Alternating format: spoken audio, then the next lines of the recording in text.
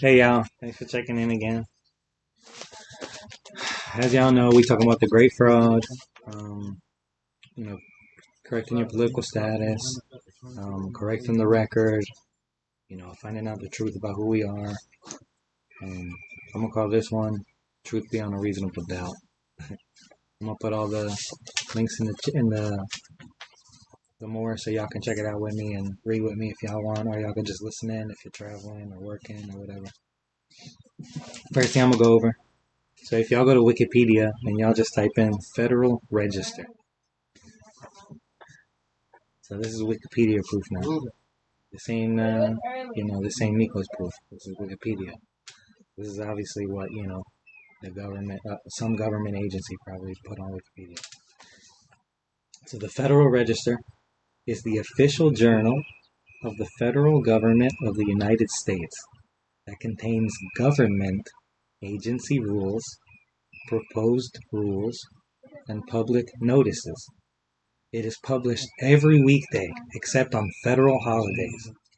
The final rules promulgated by a federal agency and published in the Federal Register are ultimately reorganized by topic or subject matter and codified into the Code of Federal Regulations, which is updated annually.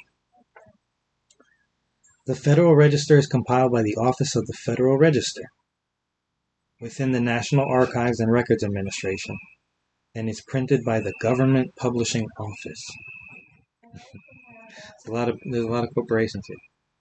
There are no copyright restrictions on the Federal Register. You hear that? There are no copyright restrictions on the Federal Register.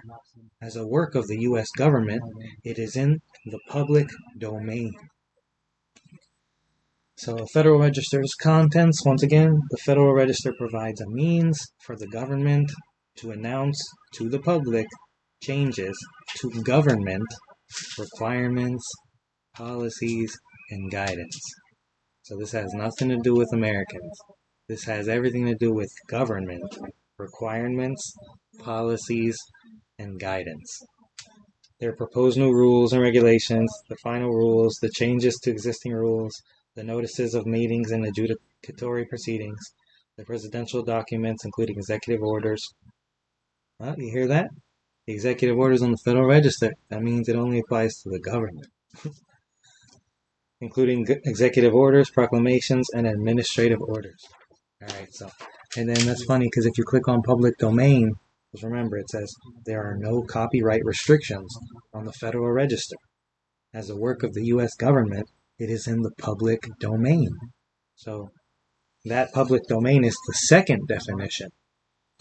So if you see it when y'all go to the, like I said, I'm gonna put in the more. If I click on public domain, it says at the top, the public domain consists of all the creative work to which no exclusive intellectual property rights apply. Wow. And then the exclusive, you can actually highlight over exclusive, and it says an exclusive right is a de facto, non-tangible prerogative existing in law to perform an action or acquire a benefit and to permit or deny others the right to perform the same action or to acquire the same benefit. Okay, so once again, the public domain that the Federal Register is published in, that has no copyright restrictions, consists of all creative work with which no exclusive intellectual property rights apply. So those rights may have expired, been forfeited, expressly waived, or may be inapplicable. They just never existed. They don't apply. As examples, the work of William Shakespeare, Ludwig van Beethoven, Leonardo da Vinci, and George Méliès are in the public domain, either by virtue of having been created before copyright existed, or by their copyright term having expired. Wow. So you're in this public domain where all creative work to which no exclusive intellectual property rights apply, if you either by virtue having been created before copyright existed, or by their copyright term having expired. And then it's funny because right at the top, the first sentence, right above the first sentence in small little words, it says, not to be confused with public domain, which is the first meaning of public domain. And then it's in parentheses, it says land. So that would be the public record, remember? Public domain land. Public domain. So, okay. So like I said, I'm going to put those links so y'all can check it out. But anyways, continuing. If y'all go to Wikipedia again, look up statute. So if you're traveling and you're messed with in some way, shape, form, or another, if you're in any way, if you have a conversation with some type of government service provider, they're gonna somehow or another be trying to apply a statute to you. So if you look up the meaning of the word statute, it says a statute is a formal, written enactment of a legislative authority that governs the legal entities of a city, state, or country by way of consent. And there you have it. Typically, statutes command or prohibit something or declare policy. Statutes are rules made by legislative bodies. They are distinguished from case law or precedent, which is decided by courts and regulations issued by government agencies. So once again, a statute is a formal written enactment that governs legal entities of a city, state, or country by way of consent. So it requires consent. So pick a statute. It requires consent. You gotta look up color of law, not the book, the actual color of law. So in United, and I'm gonna provide that. In United States law, right, in that corporation's law, the term color of law denotes the mere semblance of legal right, the pretense or appearance of. Hence, an action done under color of law adjusts the law to the circumstance, yet said apparently legal action contravenes the law. So under color of authority, it is a legal phrase used in the U.S. indicating that a person is claiming or implying the acts he or she is committing are related to and legitimized by his or her role as an agent of governmental power. So, under color of authority is a legal phrase in the U.S., right, indicating that a person is claiming or implying the acts he or she is committing or performing are related to and legitimized by his or her role as an agent of a governmental power. So what badge are they wearing, Are they a postal worker? And they're claiming that they have this authority over your mail?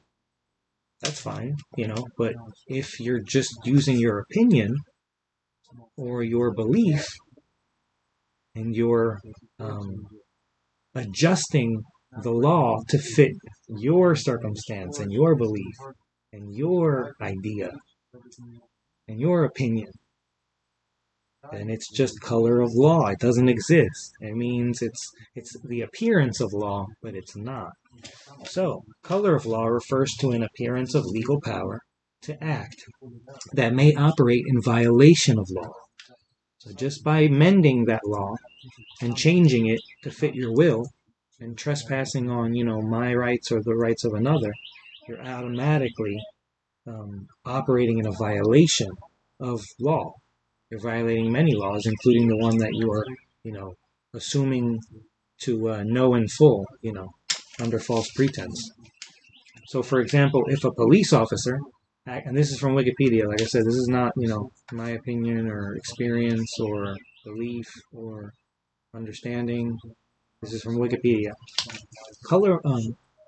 For example, if a police officer acts with the color of law, authority to arrest someone, the arrest, if it is made without probable cause, may actually be in violation of law. In other words, just because something is done with the color of law does not mean that the action was lawful. When police are suspected of acting outside their lawful authority and violating the civil rights of a citizen, the FBI is tasked with investigating. The U.S. Supreme Court has interpreted the U.S. Constitution to construct laws regulating the actions of law enforcement community.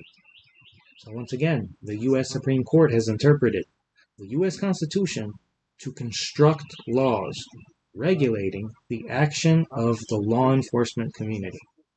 Under color of law, it is a crime for one or more persons using power given by a governmental agency, any of them, local, state, federal, de facto, de jure, right? To deprive or conspire willfully to deprive another of any right protected by the Constitution or laws of the United States, or even international law. Criminal acts under color of law include acts within the beyond the bounds or limits of lawful authority. So off-duty conduct may be also covered if official status is asserted in some manner. Color of law may include public officials and non-governmental employees who are not law enforcement officers, such as, you ready for this? Who's not a law enforcement officer? Who's a non-governmental employee? Such as judges, prosecutors, and private security guards. So that right there says color of law may include public officials and non-governmental employees who are not law enforcement officers, such as judges, prosecutors, and private security guards. So we have deprivation of rights under color of law, right? If someone tries to deprive me of my rights that are unalienable, that are mine, beyond all reasonable doubt, they were endowed to me by, my creator. And they're unalienable, and we all have the same equal protections under nature's law. So the deprivation of rights under color of law is a federal crime, offense, which occurs when any person, right, any agent, any officer, right, any badge, any title, right, under color of law, statute, ordinance, regulation, or custom, willfully subjects any person or any U.S. territory or possession. So you can't even subject a territory or a possession of the United States. And remember what we said, most U.S. citizens are, fall into that possession category. So that's why they write this here.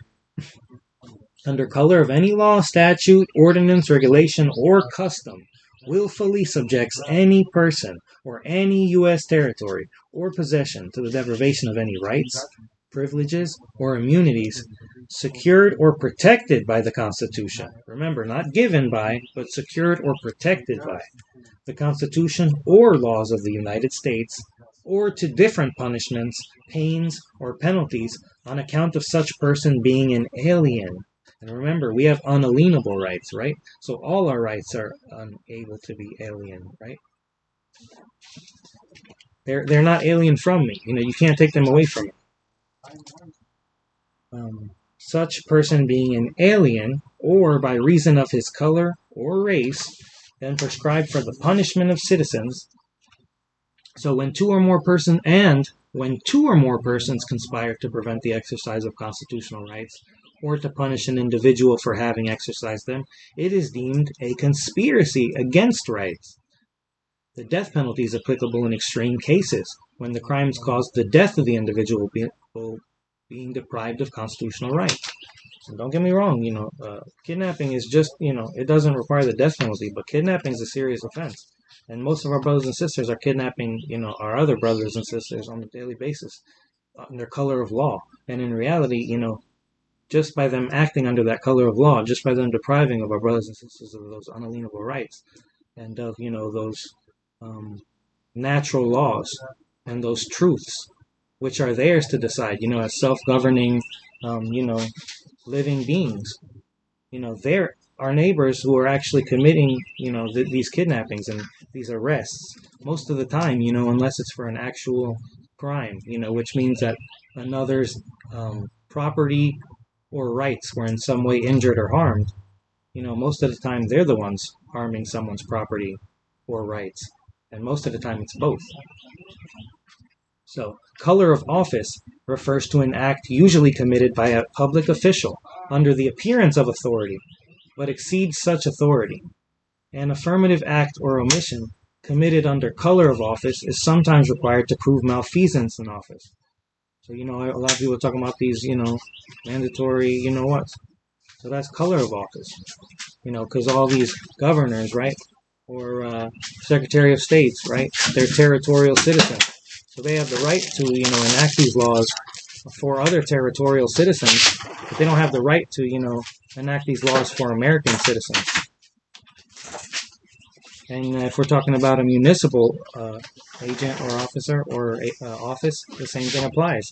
They have the right to enact a municipal, law or declaration, or not declaration, law or bill or statute or code or whatever, mandate. But remember, if it's just color of law, and if they're forcing that code or statute or bill on someone that it isn't meant to apply to, and they're depriving someone of their rights, that is a crime. So then we have color of title. Color of title in property law refers to a claim to title that appears valid but may be legally defective. Now listen to this. Color of title may arise if there is evidence, such as writing, suggesting valid legal title. The courts have ruled that deeds, everybody listen to this, the courts have ruled that deeds are mere color of title. The actual title to land is secured with an irrefutable instrument, like a land patent. So if you don't have a land patent for your land, and if you have a deed or some other title, it's legally defective, it's unlawful. You don't hold that land. And this is the type of fraud that's being committed to us, all day, every day, because all of us, including, our families and our coworkers and our neighbors, we all think we own our property.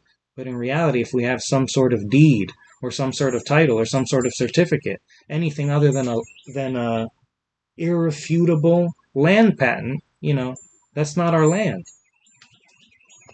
So that's what they're doing. Remember, they're acting under color of law. They're subverting us to a status of, tenant or slave or, voluntary serf or servant or peasant. So in reality, we end up maintaining, working on, cultivating, all this land, and we think it's for us, but in reality, we've already signed it away under color of law and color of title. But in reality, remember, that was done under color of office. It was done under color of law.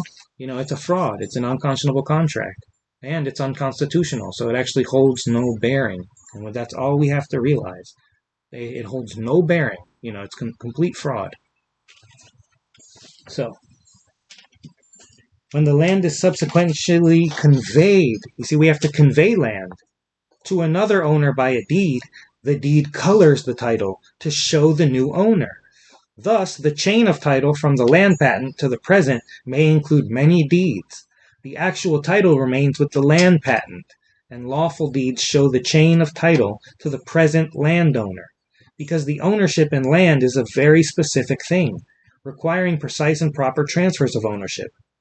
It used to be that people always required a certificate, abstract, be provided with a deed to ensure the deed was not merely a color of title fiction.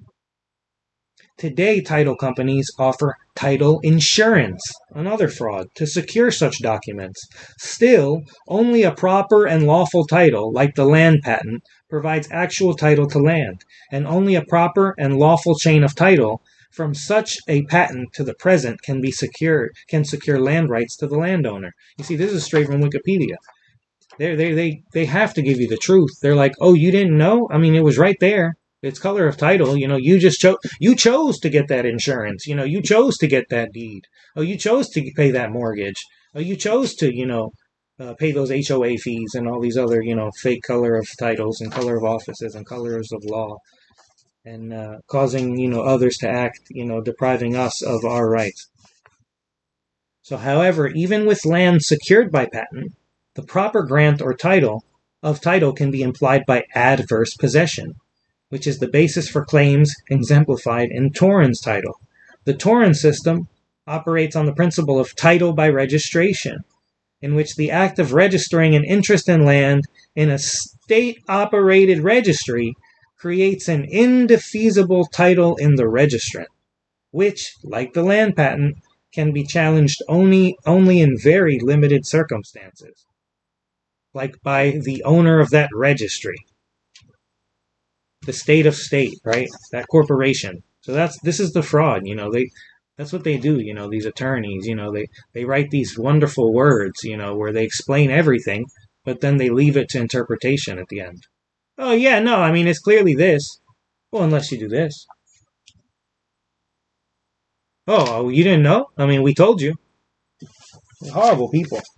So we're explaining what happened, right? So under the color of law, under the color of office, and under color of title, what's happening is all these, any type of government service provider, that what they do to us is they pull us from the land and air jurisdictions, and in this case the land jurisdiction, into the jurisdiction of the sea. And this is known as press ganging. This is an international crime of a very, very, high level. This is essentially, committing peonage, forcing someone to be a slave. And it has been outlawed for 200 years. When the sea jurisdiction laps onto the land, it is called inland piracy. So two things are happening at all times when someone's acting under color of title and color of law. They're press ganging you and committing inland piracy, while depriving you under color of law, in color of title and color of office, and etc. That's outlawed too. When people of the land jurisdiction are forced to donate the fruits of their labor against their will, it is known as peonage or enslavement, also outlawed. So these are 4 crimes that are committed just by someone assuming that you are a federal employee when you're just an American. Someone depriving you of your unalienable rights and your inherent, rights, under the assumption that you're some way or another, working for a governmental service provider, when clearly they are. So they're flipping the script, you see? And they're automatically press ganging, inland piracy, peonage, and enslavement. 4 capital crimes. And then they try to, in addition to that, they want to add, actual piracy, right? They want to steal your property. They want to kidnap you. They want to, take all your, property. They're going to salvage, your conveyance. They're going to salvage your body, right, as property. They're going to salvage your clothes. They're going to salvage your rings, right, your jewelry. Everything that's actual, tangible, and factual, everything that's real, they're gonna rob you of that under color of law, color of title, color of office.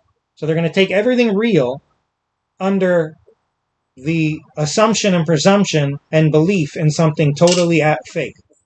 I mean, think about it, this is, the more and more I read this, the more common sense it gets, but the more it's so aggravating and, sad, and how much indoctrination, we've been subjected to, and how much they flipped the script on us and forced us, even us, to believe, to the effect of, alienating our neighbors or our family members because they've committed crimes, when in reality, these were all done, remember, under color of law. They never hurt anybody. They never injured anybody's property or rights.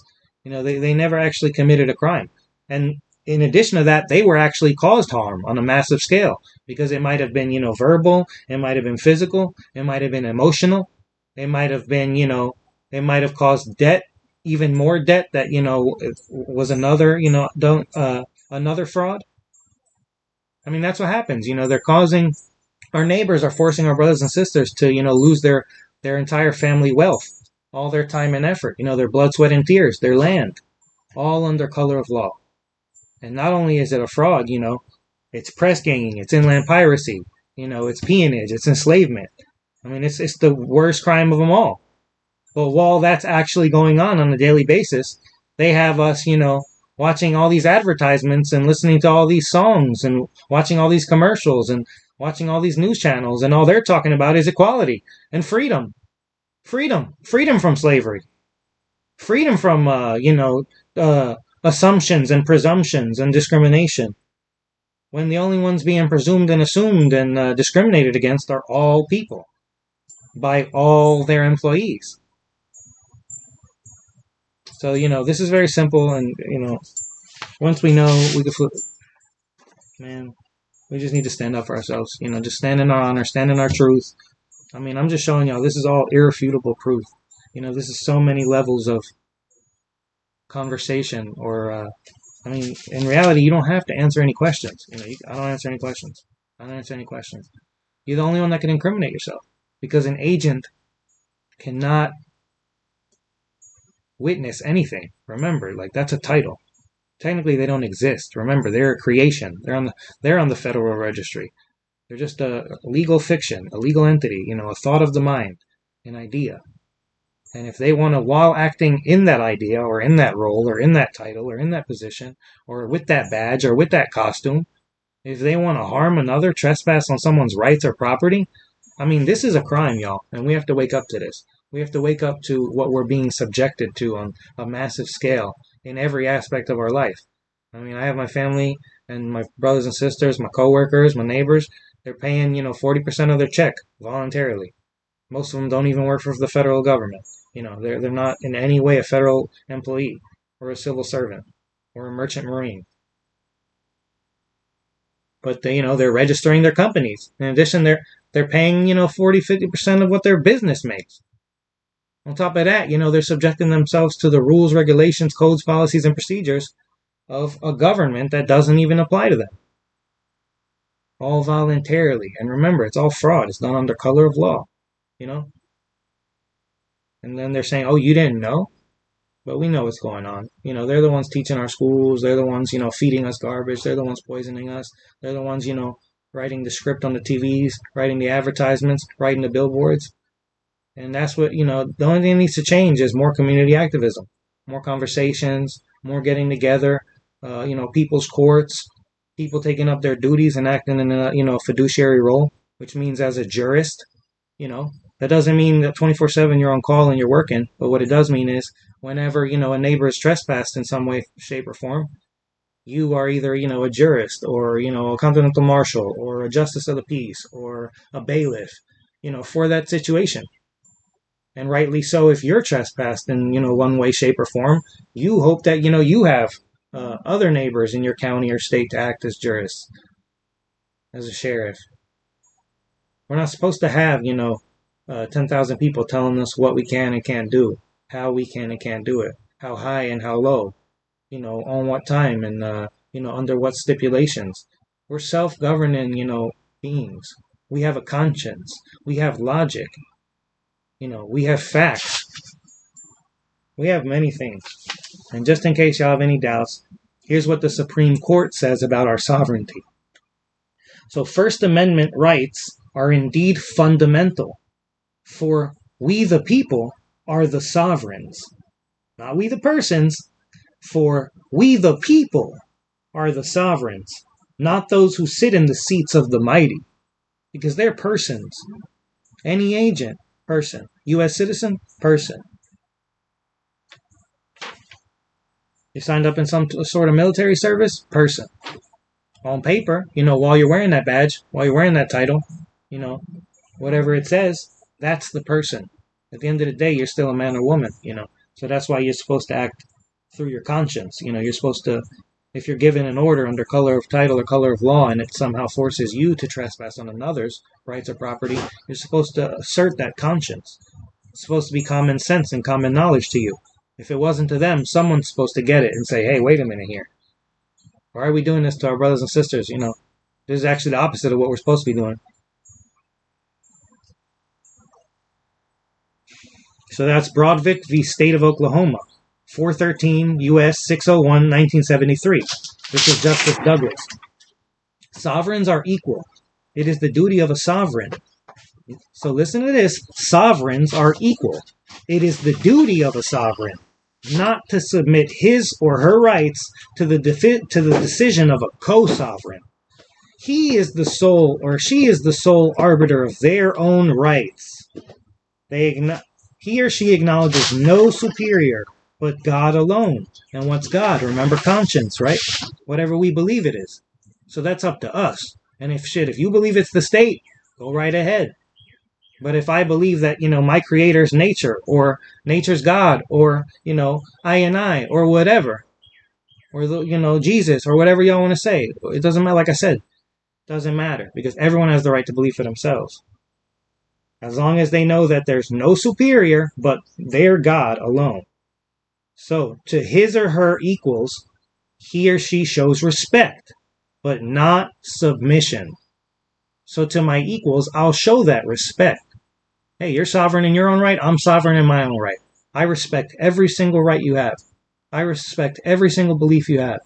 Until it causes trespass on another in some way, shape, or form. On their rights or their property. Because if that happens, at that point, you're acting under color of law in some way, shape, or form. You're acting on a belief that your belief is more powerful than any others. And remember, we're all equal. So this is Downs versus Bidwell. 182 U.S. 244, 1901. Chief Justice Fuller. Supreme Court of the United States. We acknowledge that the immunity of a truly independent sovereign from suit in its own court has been enjoyed as a matter of absolute right for centuries. Only the sovereign's own consent could qualify the absolute character of that immunity. So what they're saying right there is only we can give away our rights. That's why everything requires consent. And remember, coercion, force, threat, kidnap. I mean, this is not consent. The only difference between rape and making love is consent. So the only difference between kidnapping and consent is consent. I mean, I'm not hanging out with you. You know what I'm saying? So, ibid that the notion that immunity from suit is an attribute of sovereignty is reflected in our cases at 415, and that this explanation adequately supports the conclusion that no sovereign may be sued in their own courts without their consent. So how is any government service provider going to take us to court under color of title, under color of law, under color of office, and subject us to rules, regulations, codes, policies, and procedures in our own courts? Remember, we own these buildings. We own these offices. We hired these people. We gave them a little bit of sovereignty, right? We delegated a few powers. But everything they do, if they're going to do it to us, it definitely requires our consent, because it has nothing to do with us in the first place. So that was Alden v. Maine in 527 U.S. 706, 1999. Justice Kennedy. Chief Justice Jay took a less vehement tone in his opinion, but he too denied the applicability of the doctrine of sovereign immunity to the states.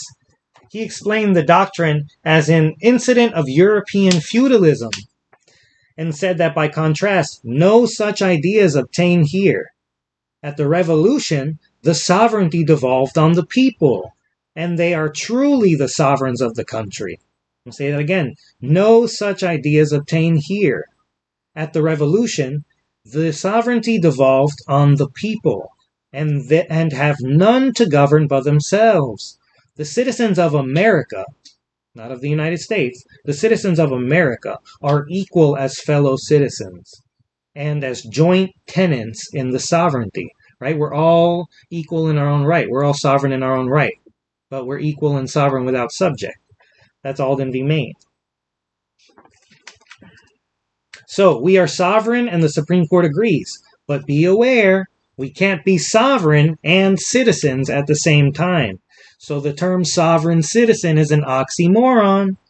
Those who use this label are either ignorant or insulting. And remember, ignorant just means they're unaware of the truth. So that means that they were told something and they believed it blindly without looking into it. So we're not sovereign citizens. We're sovereign in our own right, equally. So the American Revolution, 1776, right? The Declaration of Independence, remember? Most amazing document ever written in our history. What did we get out of it? we won absolute control of the land jurisdiction. So every American has more civil authority on the land than the entire federal government. I'm going to say that again. We won absolute control of the land jurisdiction. All people. So every American has more civil authority on the land than the entire federal government. So as a result of the American Revolution, the Americans got control of the land jurisdiction, but the Brits retained control of the high seas and navigable inland waterways. The jurisdictions were split. This created the need to set up two separate national trusts and created two separate nations with two different kinds of citizens, all living under one roof right from the start. From the very beginning of the American story, there were three kinds of United States. So when you hear United States, there's three different ones. There's the land jurisdiction of several states. There's the sea jurisdiction, operated by the United States of America, Incorporated, right? The territorial service provider, under the auspices of the British monarch. And then there's the business organization, doing business as the United States Federal Corporation, right? 300215 U.S. Code, charged with supplying the 19 governmental services the federal government is supposed to supply to the states. It should not, and that's Section 8 of either Constitution, remember, Section 8 provides all their enumerated services. It should not surprise us, then, that there have always been three kinds of citizenship potentially involved, because there's three United States definitions. And really, there's like over 350 definitions of United States, but there's, from the very beginning, there's been three kinds that were meant to be there. It should not surprise us then that there's always been three kinds. The land jurisdiction. Please do not do that right now. Thank you. The land jurisdiction allows only one kind of citizenship, state citizenship. The sea jurisdiction, known as federal jurisdiction, allows dual citizenship. A person may be a citizen of the United States, meaning U.S. citizen, and of a state, and as such have different rights. That's U.S. v. Cruikshank, 92 U.S. 542, 23, in 1875. From the federal viewpoint, most people have always been considered dual citizens, subject to the land while on the land, and subject to the sea while on the sea. Because one of those enumerated services, was for them to provide us with safety, safe travel and passage while on the navigable inland waterways and high seas. So we have American state citizens, right? This is consisting of all living people. All have natural and all have unalienable rights. Alright, so this is the American state citizen, which is the land jurisdiction. Remember, what we won and got out of the American Revolution. So you see right here, that's the American civil peacetime flag. We'll talk about that in a second. So the land jurisdiction, the American state citizens are all living people who all have their natural and unalienable rights. They all have beneficial interest in the land and its resources. So we're all equal owners of this country, of this nation, of our nation state, respectively. So if I'm a Georgian, I'm an equal, landowner of Georgia, as one of the people of Georgia, I have an equal duty to protect, honor, and uphold and keep the peace on this land, and to enforce, any and all constitutions and public law on my land, to protect myself and my neighbors and our property and our rights and our assets in any and all times, especially under the presumptions of color of title, color of law, and color of office through, one of the governmental service providers we've hired to provide us with, safety or protection or some other service. We are all guaranteed a limited republic style of government. Not Republican, republic style of government. Not Republican like the Republican Party. All are protected by national trust indentures, international treaties, and commercial agreements. all have more civil authority on the land than the entire federal government. We have all been at peace since 1865. We inhabit the land of our states. For example, Ohio State is inhabited by Ohioans. So Georgia State is inhabited by Georgians. New York State is inhabited by New Yorkers, right? Wisconsin State is inhabited by Wisconsins, right? Wisconsinites, I'm sorry. And we all fly the civil flag of the United States of America Major, which is that flag, the civil flag. Y'all could look it up, civil flag of peacetime. And then we have the second type of U.S. citizen, United States citizen. They're on the sea jurisdiction. They follow the laws of the sea.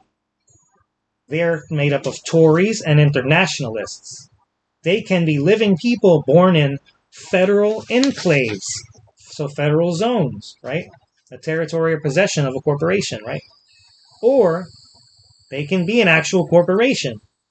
They have only civil rights, which are privileges granted by Congress. So that means that a piece of paper was written, and on that piece of paper, it had privileges for this type of citizen. So it was a mere piece of paper. It wasn't, unalienable or natural. It wasn't endowed by the Creator. It was given by a piece of paper. In this perspective, Congress. They can accept any kind of government, including oligarchy and legislative democracy. They regard the Constitution for the United States of America as an equity contract only. They have no civil authority on the land. They have been at constant war since 1860, and they merely reside on the land of the American states. They fly the Stars and Stripes war flag of the United States. Old Glory, right? The wartime flag. And as of 1868, another class of U.S. citizen was added, the United States citizen, all capitals. And this is a U.S. corporate citizen. This is a debt slave.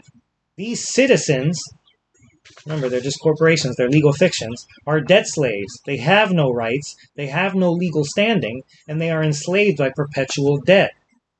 They fly the flag of Washington, D.C., the corporation. Thank you very much.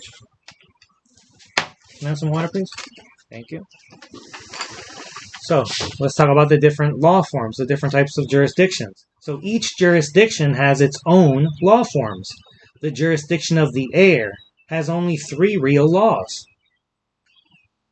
So the jurisdiction of the air is, that's the realm of thought, ideas, patents, copyrights, trademarks, government agencies, corporations, incorporated things, All they have to do is keep the peace, do unto others as you would have them do unto you, and 3, so long as it does not take away another's freedom, life, property, or do other such harm, do what you like and let others enjoy their free will too. So that's it. The jurisdiction of the air, which is the ecclesiastical, the spiritual realm too, the ecclesiastical jurisdiction. Just three rules, the golden rules. Keep the peace, do unto others as you would have them do unto you, and so long as it does not take away another's freedom, life, property, or do other such harm, do what you like and let others enjoy their free will too. Common sense, right? And then there's also the law of the land and the law of the sea. So the national law of the land, Americans, thank you, fly the civil flag with the vertical stripes.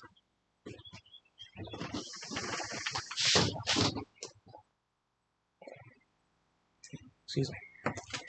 So remember, that's the civil flag of peacetime with the vertical stripes. And in this one, the stars are blue, the background of the stars is white, and it's got red and white stripes. The law of, and under the national law of the land, you stand under the public law, the common law, the Geneva Conventions, the Constitutions, Mosaic law, right, the 10 Commandments, the Declaration of Independence, and common sense. And that's what an American is. Now, under the law of the sea, U.S. citizens fly the war flag with horizontal stripes. Old Glory, right? Now, they stand under private law. corporate law, attorney's law, international law of the sea, and state law, and the law of commerce. So, we have said it once and we'll say it again. Every living American state citizen has more civil authority on the land than the entire federal government. There are over 390 million organic states of the Union, including the now 50 geographically defined states and the living people inhabiting them. Each American is a state and recognized as such under international law. We each have our own government. And we have the three branches, the executive branch, free will, right? That's how we execute, right? The other two branches, which are the legislative branch, which is our logic, right? We legislate, right, using logic. And our judicial branch, our conscience, right? We judge and interpret and assume and presume and form ideas, right, based on our conscience. And we legislate it through our logic, and then we execute it through the use of our free will, right, our consent. We have that divine spark of creation, where we're self-governing. So each American is a state and recognized as such under international law. We each have our own government, so we are our own self-government. This creates an insoluble problem for the would-be despots, right? The tyrants, right? The usurpers. They can occupy the landed estates, and they have done so. They can subvert the state governments and turn them into commercial franchises, serving only the United States citizens. They can subvert the county governments in the same way. They can commit commercial fraud until the cows come home.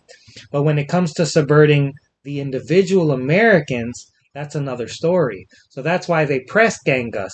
That's why they create these unlawful conversions and these unconscionable contracts. That's why we travel under the auspices of a driver's license. Oh, you waived your immunities. Oh, you waived your rights to us under commercial law.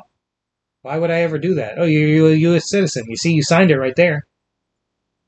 Oh, you didn't know? You didn't know that you were signing it as a federal, corporate employee or a corporate franchise? Oh, you should have known. Ignorance is no excuse to the law. I mean, these people are criminal. This is what they say and do to us. So like I said, we've been dumbed down so long, we didn't even know what our real flag looked like. But now we do. It's the civil flag of peacetime. So it's red and white, stripes, vertical, right, up and down. With the blue stars, and with the white background. So this is the continental United States are at peace. And we should be flying this flag instead of the stars and stripes if we are state citizens. So we should be flying the flag of peace, not the flag of war. So this is an article by Arda. By Anna. Sorry, my chair. Got my pants caught. The end of the reflagging controversy. I apparently startled a great many people with the news that the stars and stripes war flag is not our flag. Not at this time and not at any time since 1814. This is a quote. From the loftiest point of its roof, during precisely 3.5 hours of the forenoon, floats or droops, in breeze or calm, the banner of the Republic. But the 13 stripes turned vertically, not horizontally. Nathaniel Hawthorne, Introductory to the Commons House, from the Scarlet Letters, published in 1850. In my article about the need to correct your political status, since our identity has been stolen and our political status deliberately misrepresented, almost from birth, I also addressed the necessity of reflagging our vessel to function in international trade instead of international commerce.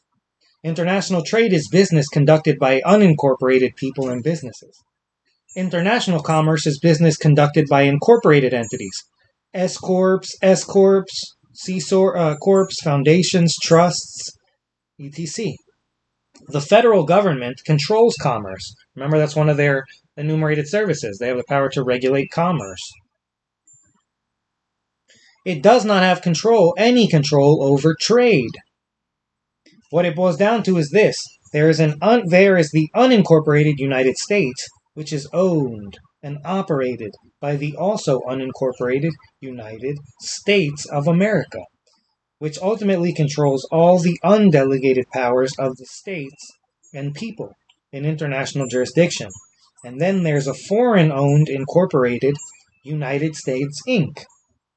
municipal, which until quite recently, 2009, had the contract to provide the services stipulated as delegated powers in the international jurisdiction of the sea. Both the unincorporated United States and the incorporated United States have vessels that operate in international jurisdiction. The vessels of the unincorporated United States are American vessels engaged in peaceful international trade. These vessels are protected persons. The British Crown and the British monarch and the Roman pontiff are all obligated to protect and defend every such vessel that sails under the Great Seal and the peacetime flag of the unincorporated United States. The vessels of the incorporated United States are, at this point, stateless international vessels engaged in commerce, which is business between incorporated entities, not living people.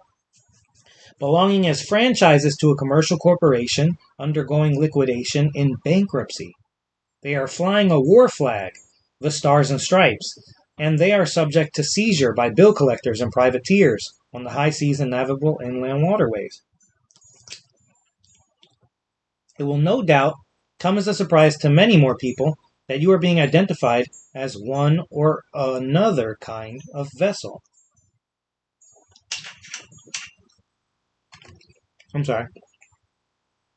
will no doubt come as a surprise to many more people, but we are being identified as one or the other kind of vessel. So at all times, you're one type of vessel. Here's the deceit we have been ensnared with. The name John Mark Doe, uppercase, lowercase, may be interpreted as either a commercial foreign situs trust vessel belonging to the bankrupt warmongering private, mostly foreign-owned commercial corporation deceitfully doing business under the name United States Inc., styled as the United States, all capitals, or it can be interpreted as a peaceful American state vessel engaged in international trade. So listen up, y'all, if you want to know how to travel in your private property and why we're able to and how, this is why. Because at all times we're being identified as one or the other kind of vessel. So are we being interpreted as the commercial foreign situs trust vessel belonging to the bankrupt warmongering private, mostly foreign-owned commercial corporation, deceitfully doing business under the name United States Inc., styled as United States, all caps? Or are we being interpreted as a peaceful American state vessel engaged in international trade? So we have the right as American state vessels to engage in international trade at all times. That includes the right to travel, if we're traveling with goods to be traded, So if anyone tries to say, oh, look, you have things that you're, conducting commerce with. Whoa, buddy. I'm a living man, I'm one of the living people. I'm an American state vessel. I'm engaged in international trade. I don't conduct commerce ever. I'm unincorporated. Which one are we? FDR based his whole scam on mistaking American vessels operating in international trade as U.S. vessels operating in international commerce. It's a personal political choice that nobody can interfere with, but we weren't even made aware that we had a choice. We were seized upon, press-ganged, and kidnapped when we were just a baby. So that's what that birth certificate did. That was the first form of press-ganging. They took a baby, a man or woman, someone who's born with natural, unalienable rights, endowed by their creator, right? Under nature's law. And they took them and they subjected them, they put them on paper, right? So they took them from the land jurisdiction and forced them into a foreign jurisdiction, the jurisdiction of the international sea. And our identity is stolen. Our identity as an American was stolen and unlawfully converted to that of a U.S. citizen, a municipal corporate franchise vessel of the United States Inc. The reason I am banging the fraud gong so loudly is that if you remain identified as a U.S. citizen, United States citizen, a municipal corporate vessel, right, a corporate franchise, and fly the Stars and Stripes war flag, you will be identified falsely as a U.S. commercial vessel and as a stateless international criminal under Admiralty Prize law. You will be subject to attack and seizure of our vessel and our assets. And that is precisely what our enemies want to do, attack us in court and steal us blind. They want us to stupidly, innocently stumble along without a clue in the world, that we are being misidentified as someone we are not and never were. They want us to be misidentified because that is what gives them the ability to arrest us, plunder our assets, and punish us for crimes we have never even committed. And I am saying, bullshit. These people are American state nationals who never had a clue that these criminal commercial corporations were doing or saying or about them. Make sure we're still recording. And as I am saying, bluntly, flatly, that war crimes include press ganging, kidnapping, enslavement, and more. These are all war crimes. Have been committed against us, and that the unlawful conversion of our estates and the false presumptions against our political status were made in self-interest and under conditions of fraud and deliberate deceit when we were just babies in our cradles. I am saying equally bluntly that we are living people, not corporations, not voluntary franchises of any corporations. We have committed any crimes on the high seas or elsewhere. We are not stateless, and we are not commercial vessels. You want the Republic back? Well, it never really left. In 1850, prior to the illegal and unlawful so-called American Civil War, American author Nathaniel Hawthorne published The Scarlet Letter, with hundreds of millions of copies distributed throughout the world ever since.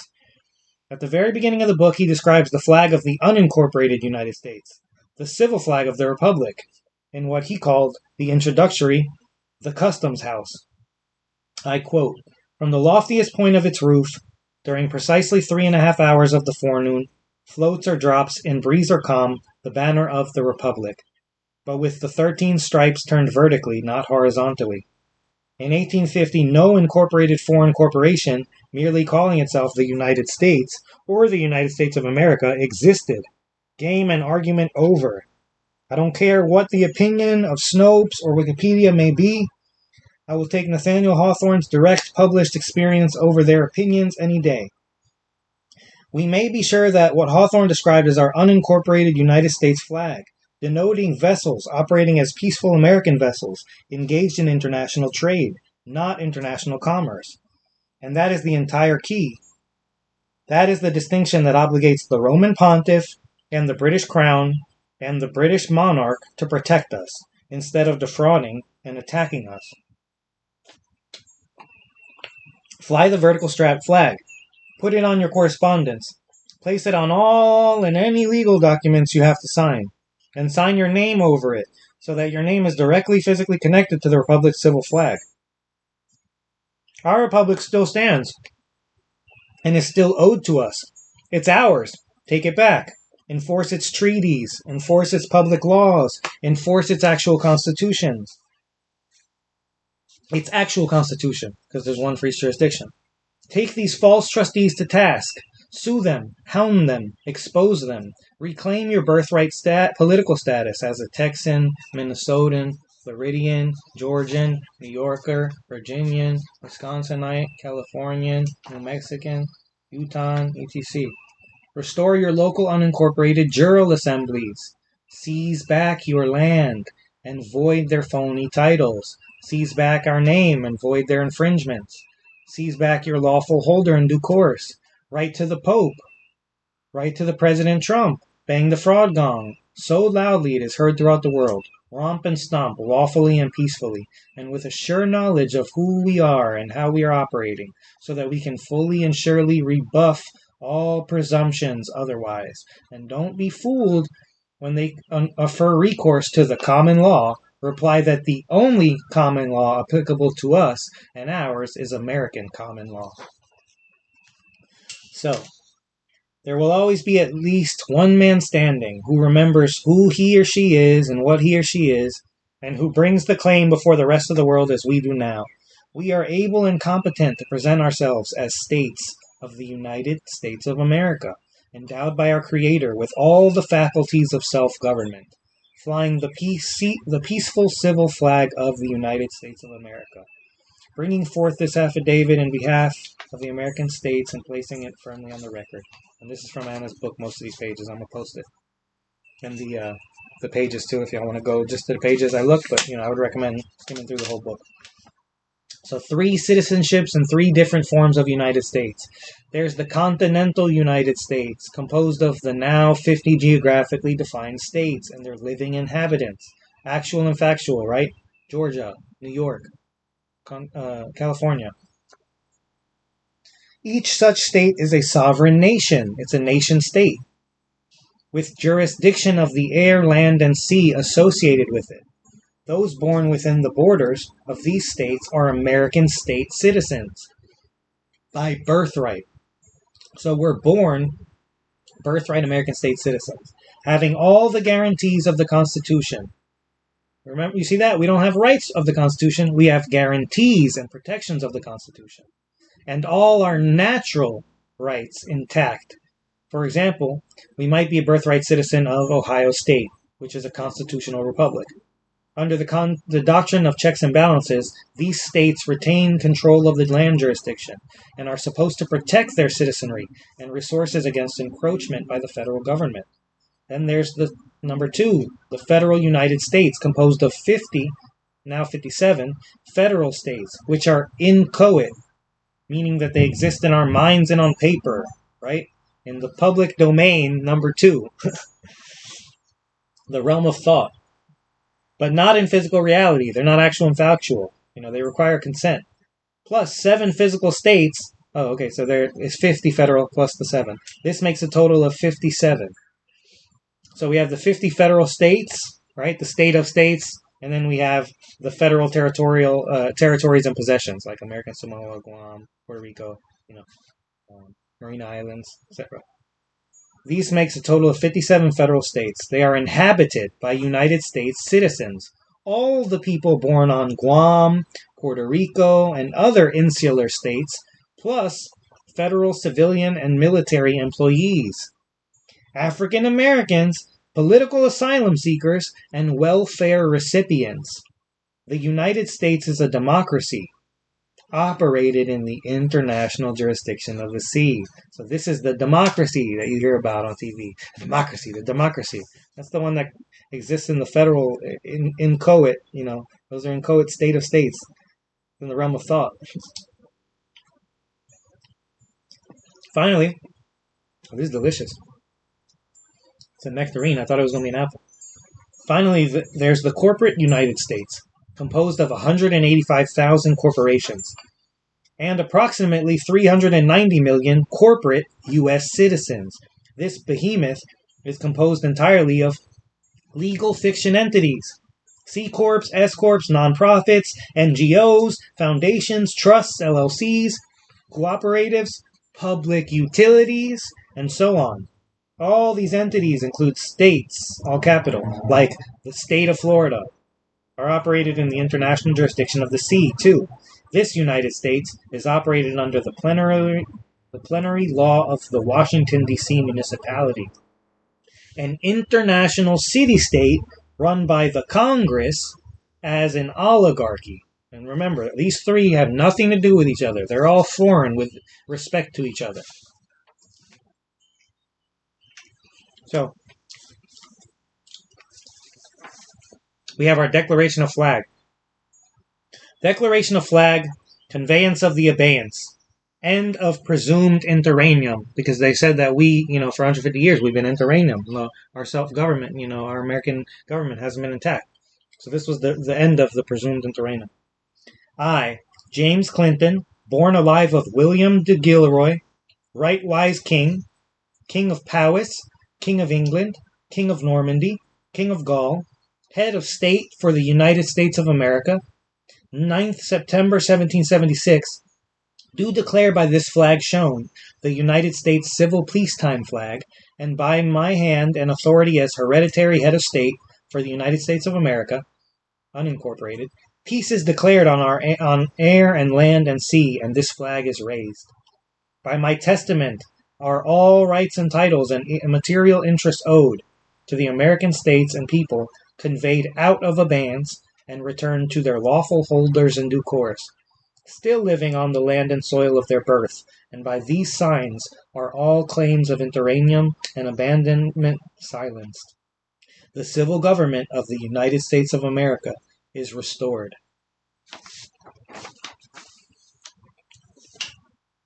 Proclamation and Addendum. This proclamation and addendum is fully incorporated and made part of the Declaration of Flag Conveyance of the Abeyance end of presumed interregnum, issued October 21st, 2017.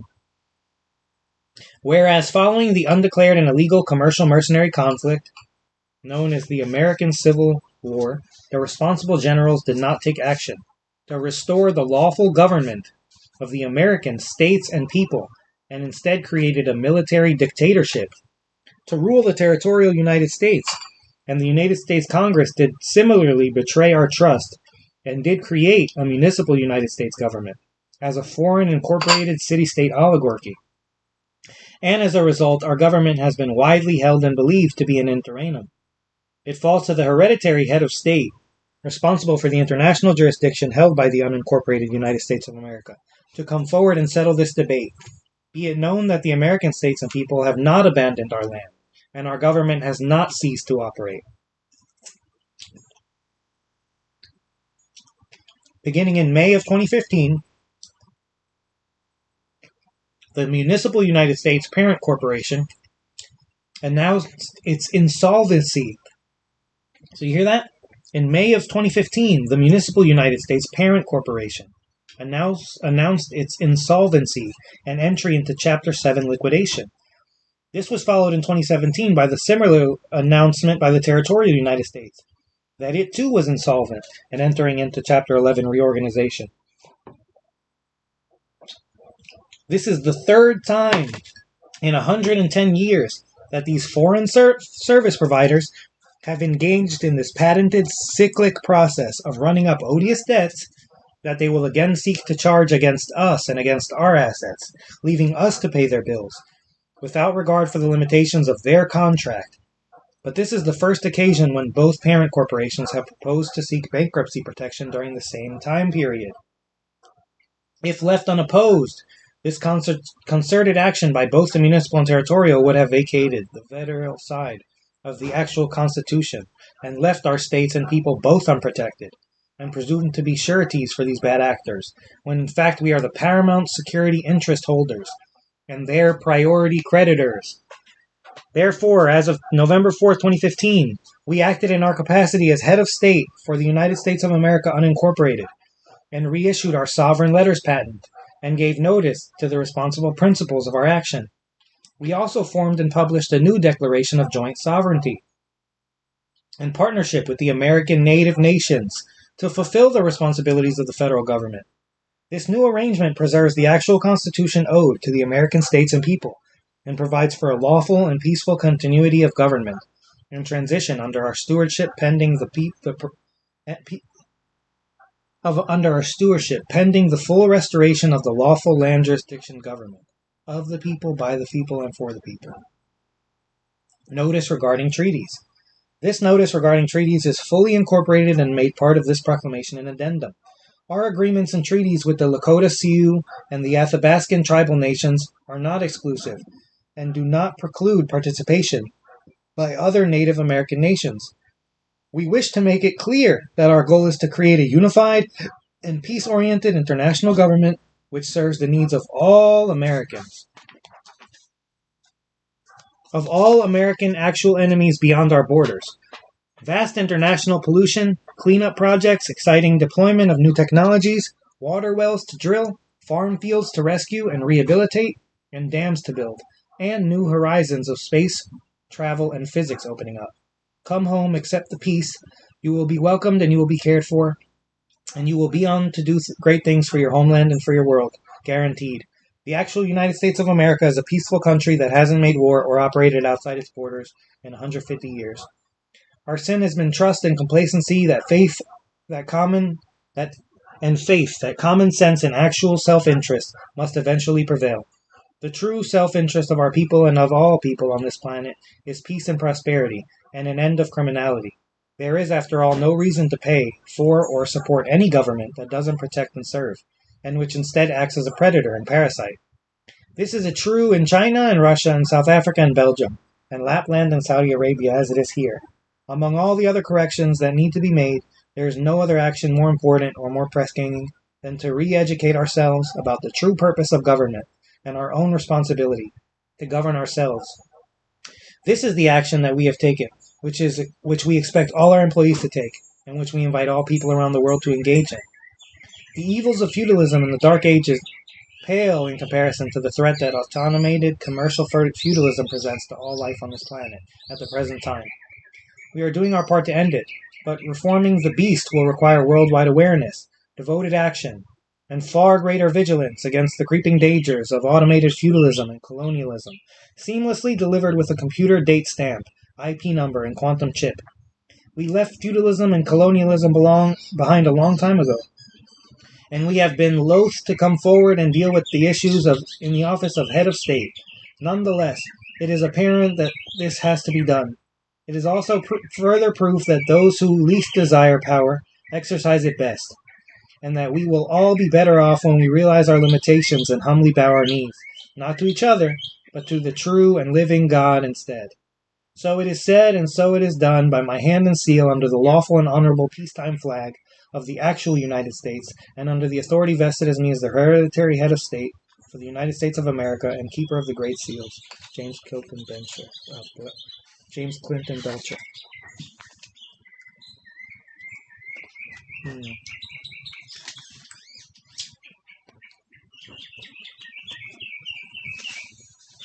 So, there you have it, guys. Irrefutable proof, right?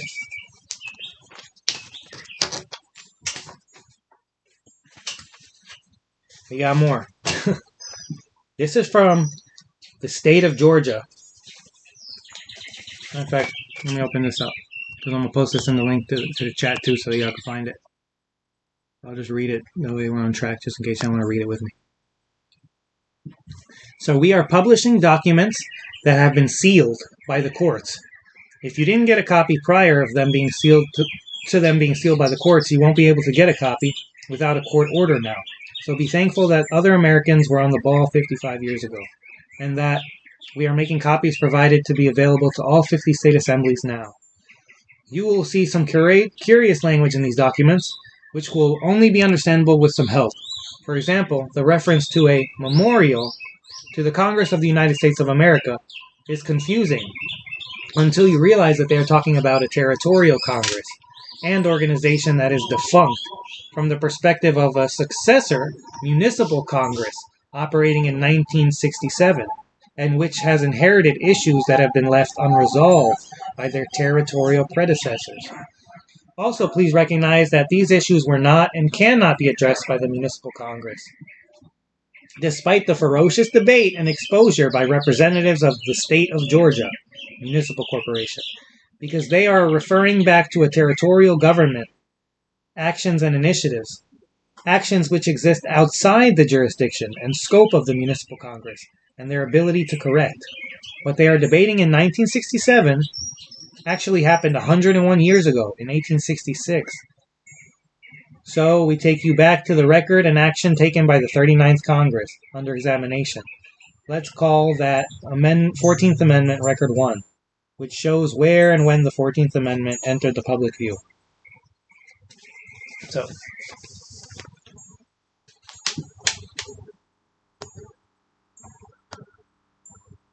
I'm going to let y'all read that. The first thing is just the 14th Amendment. And that's where they actually wrote it. It's going to be at the bottom of the page. It's going to say Article 14. And it's going to say, like I said, Article 14. So the 14th Amendment. So now let's go back and talk about So bear in mind that this 14th Amendment action is being taken by the British-backed Territorial Congress in 1866, and that as allies of the northern state of states, they have just won the Civil War against the Papist-backed municipal governments and its southern state of state allies. So they are imposing penalties and seeking war reparations, and they are redefining the municipal federal civil service officers and citizenry, along with the rebels of the southern state of state organizations, as 14th Amendment citizens, as a means to extract booty from them. Then we show you the resolution coming out of the state of Georgia Municipal General Assembly in 1957, which was the immediate cause of the municipal congressional debate 10 years later. Let's call that 14th Amendment record too. Remember, it's a municipal government body, the state of Georgia, calling the entire proceedings of the territorial government's 14th Amendment, and especially its lack of ratification by the actual states, into question. So it's two different situations. Like, they have nothing to do with each other. That's why. This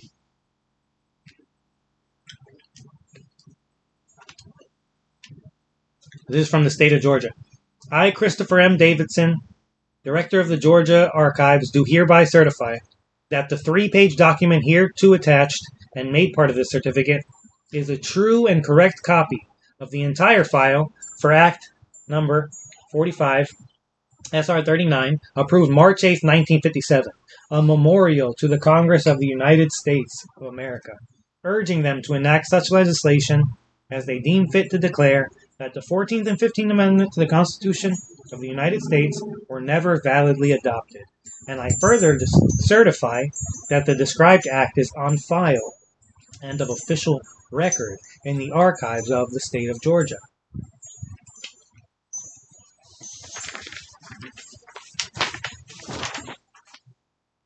A memorial to the Congress of the United States of America, urging them to enact such legislation as they may deem constitutional of the United States, were never validly adopted, and that they are null and void and as of no effect.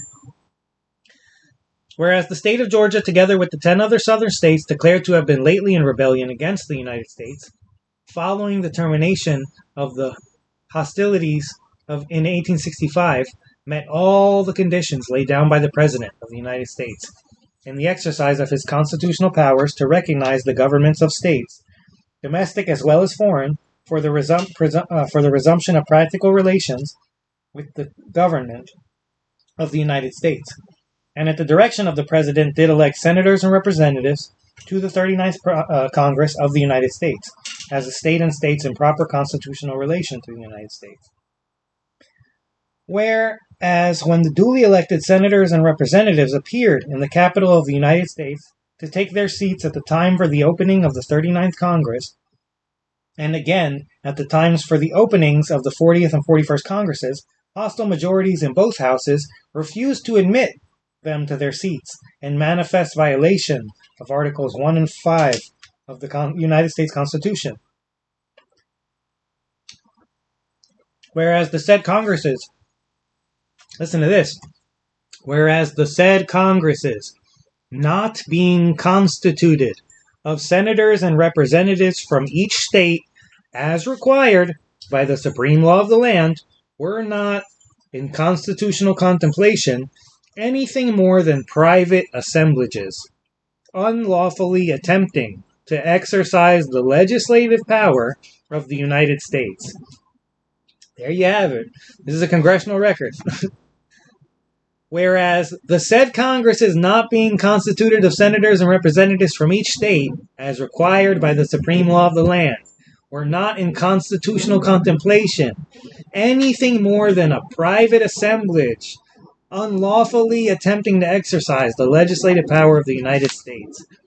Whereas the so-called 39th Congress, which proposed the legislatures of the several states an amendment to the Constitution, so-called to the Constitution of the United States, known as the 14th Amendment, and the so-called 40th Congress, which proposed an amendment known as the 15th Amendment, were without lawful power to propose any amendment whatsoever to the Constitution. And whereas 2/3 of the members of the House of Representatives and of the Senate as they should have been constituted, failed to vote for the submission of these amendments, and whereas all proceedings subsequently flowing from these invalid proposals. So listen to this. Whereas all proceedings subsequently flowing from these invalid proposals, purporting to establish the so-called 14th and 15th Amendment as valid parts of the Constitution, were null and void and of no effect from the beginning. And furthermore, whereas when these invalid proposals were rejected by the General Assembly of the State of Georgia and 12 other southern states, as well as of sundry northern states, the so-called 39th and 40th Congress, in flagrant disregard of the United States Constitution, by use of military force, dissolved the duly recognized state governments in Georgia and 9 other southern states, and set up military occupation or puppet state governments. Remember, this is on the congressional record now. The so-called 39th and 40th Congress, in flagrant disregard of the United States Constitution, by the use of military force, dissolved the duly recognized state governments in Georgia and 9 of the other southern states, and set up military occupations or puppet state governments, which compliantly ratified the invalid proposals, thereby making, at the point of the bayonet, a mockery of Section 44, Article 4 of the Constitution, guaranteeing to every state in the Union a republican form of government, and guaranteeing protection to each of them against invasion. Because you see, that was a territorial Congress. It wasn't a proper, Republican Congress, meaning of, for, and by Georgians, South Carolinians, Louisianans, etc. It was territorial government employees acting under color of title and color of law and color of office, and it's unconstitutional. And they were an unlawful assemblage of just private people. And no sovereignty, no authority. So whereas further, the pretended ratification of the so-called 14th and 15th Amendments by Georgia and other states, whose sovereign powers had been unlawfully seized by force of arms against the peace and dignity of the people of those states, were necessary to give color to the claim of the so-called 40th and 41st Congress that these so-called amendments had been ratified by the 3/4 of the states. Whereas it is a well-established principle of law that the mere lapse of time does not confirm by common acquiescence an invalidly enacted provision of law, just as it does not repeal by general destitute a provision validly enacted. Whereas the continued recognition of the 14th and 15th Amendments as a valid parts of the Constitution. So whereas the continued recognition of them as valid parts of the Constitution is incompatible with the present-day position of the United States as the world's champion of constitutional governments, resting upon the consent of the people, given through their lawful representatives. Not legal representatives, lawful representatives. Now therefore it is resolved by the General Assembly of the State of Georgia, the Congress of the United States is hereby memorialized and respectfully urged to declare the exclusions of the Southern senators and representatives from the 39th, 40th, and 41st Congresses, where malignant acts of arbitrary power are rendered, those Congresses, invalidly unconstituted. They're rendered invalidly constituted. That the forms of law with which those invalid Congresses attempted to clothe the submission of the 14th and 15th Amendments, and to clothe the subsequent acts to compel unwilling states to ratify these invalidly proposed amendments, imparted no validity to these acts and amendments, and the so-called 14th and 15th Amendments to the Constitution of the United States are null and void and of no effect. Congressional record now.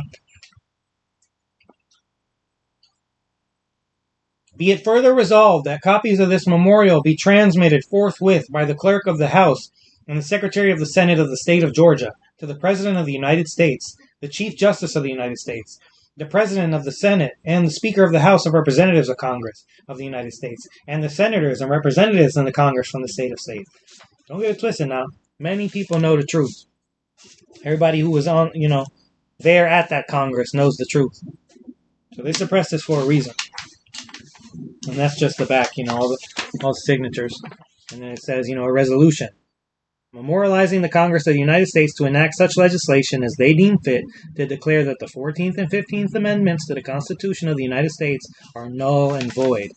But remember, that good congressman, that brought this up, I don't think he realized that he was working for a corporation that was, had no authority. And that wasn't the same as the territorial government that had previously actually, written that. By the way, they have two different constitutions. There's the municipal, which is the nowadays federal corporate franchise. They have the Constitution of the United States. So most governmental service providers that you run into, your only contract with them is the Constitution of the United States. And then if you run into any military officer, anyone acting under the auspices of the British monarch, which is the territorial government, they're basically, the ones that provide us with military service, the Navy, the Army, etc. They're the ones that are, the state of states. They're the 57 inchoate states. Okay, so as of 1957, the members of the municipal state of Georgia don't understand that their General Assembly and even their municipal Congress cannot change actions taken by the territorial government. Next, we show the actual congressional record of the debate that took place in 1967 in the 90th Municipal Congress. That should be noted as 14th Amendment Record 3. And there you have a congressional record. So this is like a few pages. I'm not going to read it all because it would take another hour and a half. I'm just going to read a few things I highlighted from the first page. I want y'all to read through it for sure, though. Like I said, I'm going to provide the links. The 14th Amendment, equal protection or tool of usurpation. Mr. Pryor. This is what Mr. Pryor said. Mr. Speaker, I ask unanimous consent that the gentleman from Louisiana may extend his remarks at this point in the record and include extraneous matter. The Speaker pro tempore, is there objection to the request of the gentleman from Arkansas? There was no objection. Mr. Rarick. This is the gentleman from Arkansas. I'm sorry. This is the gentleman from Louisiana. Mr. Rarick.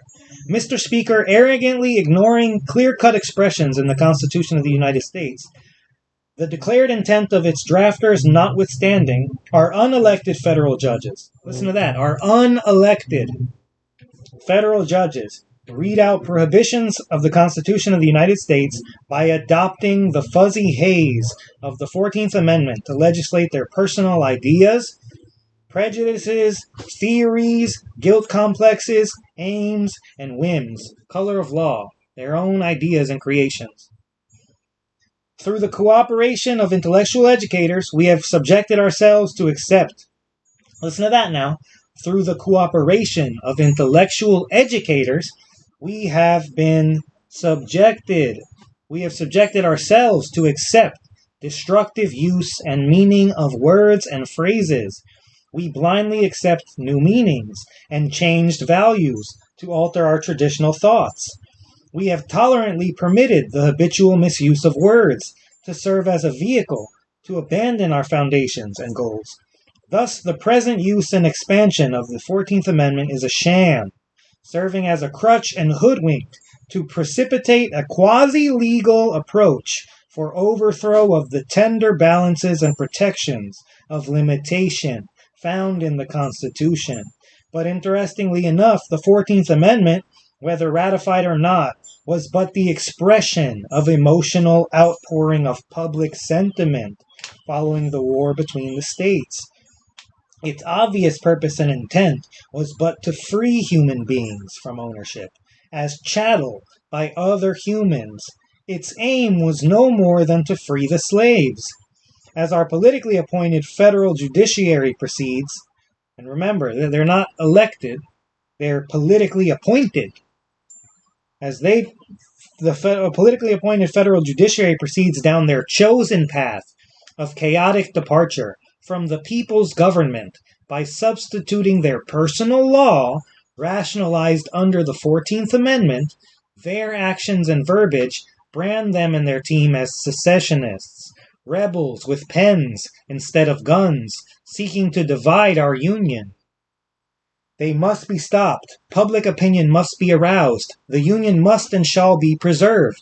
Mr. Speaker, I ask to include in the record, following my remarks, House Concurrent Resolution 208 of the Louisiana Legislature, urging this Congress to declare the 14th Amendment illegal. Also, I include in the record an informative and well-noted treatise on the illegality of the 14th Amendment, the play toy of our secessionist judges, which have been prepared by Judge Leander H. Perez of Louisiana. And then there's the material. I just, a few things that I highlighted. Like I said, I want y'all to read this for real. But I highlighted the second paragraph. Whereas the Reconstruction Acts of Congress unlawfully overthrew their existing governments, removed their lawfully constituted legislatures by military force, and replaced them with rump legislatures, which carried out military orders and pretended to ratify the 14th Amendment.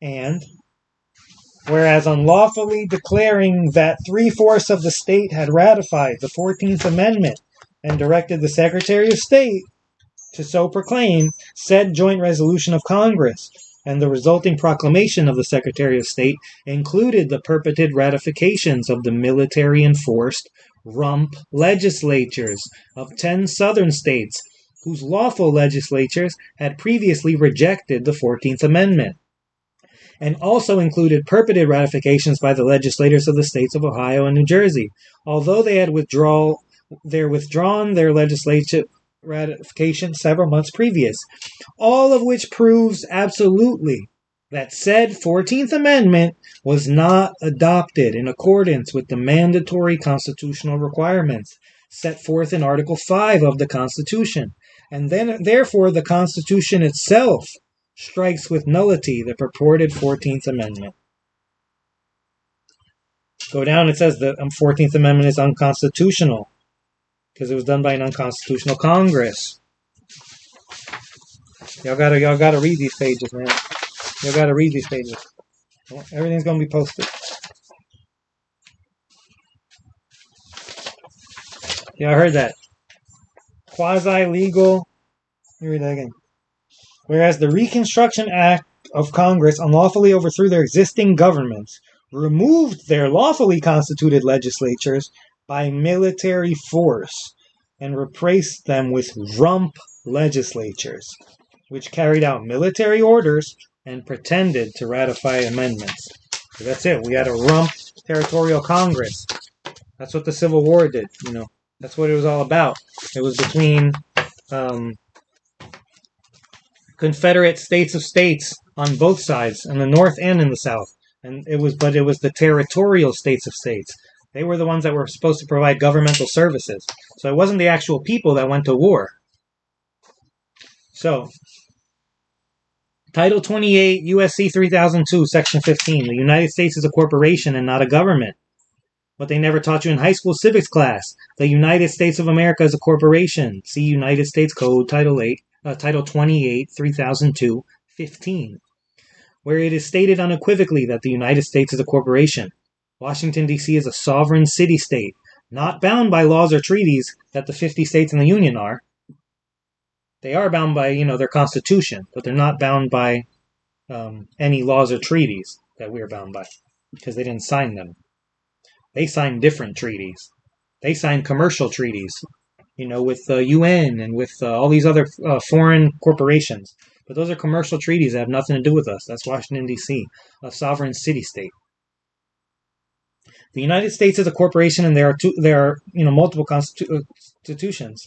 The people believed by most to be representing Americans in D.C. are immune from virtually all laws and treaties of the USA corporation. These corporate CEOs, known as congressmen and congresswomen, are representing a corporation known as United States, which makes most of its profits off of wars, environmental destruction, and a fiat paper money system. The only reason this paper money has any value is because the USA and NATO force OPEC countries to exclusively sell oil with Federal Reserve notes. If they do not, they get... I'm not even going to talk about that. So, the Federal Reserve, a private corporation, prints and administers this fiat money worldwide, while the Washington, D.C.-based IMF and World Bank play video game economics with the rest of the world. Corporations are people with rights. See Citizens United, First Federal Election Commission. We already know that. So, capitis deminutio. You gotta type that in on Wikipedia. So, capitis deminutio, or capitis diminutio, is diminished capacity. This is a term used in Roman law, civil law, right? And remember, the Washington, D.C. is, a Vatican-owned city-state. They're municipal. They're under municipal law, which is, Roman civil law and U.S. code. This is a term referring to the extinguishing, either in whole or in part, of a person's former status and legal capacity. There were 3 changes of state or condition attended with different consequences. So we have capitis deminutio maxima, which is the greatest. That's the greatest involved with the loss of liberty, citizenship, and family, meaning to being a slave or a prisoner of war. So that's what press ganging does. That's what they do. It's a term where they, extinguish. We're referring to the press ganging, where they extinguished our actual status as birthright American state citizens, and American state nationals, and they turned us into, U.S. citizens or U.S. persons. Capitis deminutio media, the next change of status, consisted of a loss of citizenship and family without any forfeiture of personal liberty. Capitis deminutio minima is the least change of status of state, consisted of a person ceasing to belong to a particular family without the loss of liberty or citizenship. That's it. This is the semantic deceit. These are the terms, and these are the, this is what they use. They use color of law, color of office, color of title, and then they use our neighbors, with their ignorance and their power trips, and that's all it is. So, once again, I just want to reiterate, based on what we've read, there's no delegated authority for a municipal corporation called City of Fort Worth, City of Grand Prairie, City of Brookhaven, City of Dallas, right? Any municipal corporation, any prison corporation, a corporation called Department of Public Safety in any state, a corporation called Texas State Police, Georgia State Police, right? Or any state police in any state. There's no delegated authority for a corporation called FBI, right? Or Federal Bureau of Investigation. NSA, right? CIA, DHS, right? IRS, Internal Revenue Service, right? They're all corporations. They don't have delegated authority.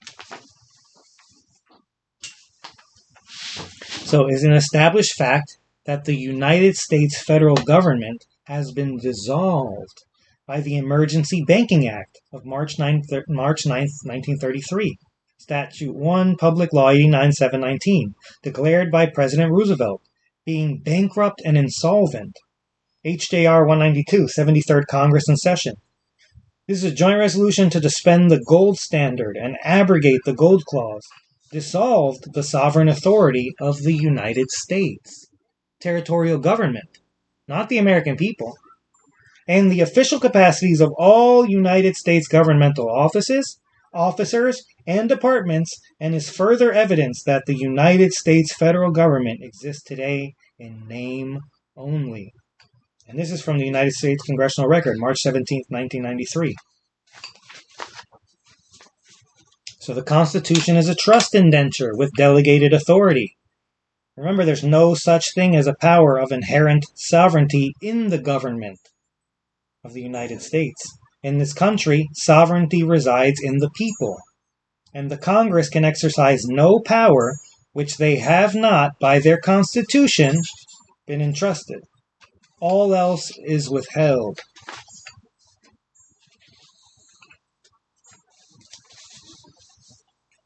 So y'all could look up the Unidroit Treaty. Remember I was saying the United States Corporation isn't subject to any of the laws and treaties that, the the 50 states of the Union are? That's because they signed different treaties.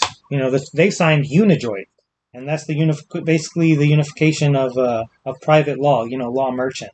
And you could look it up, UNIJOIT. But just remember that the U.S. corporation signed that treaty.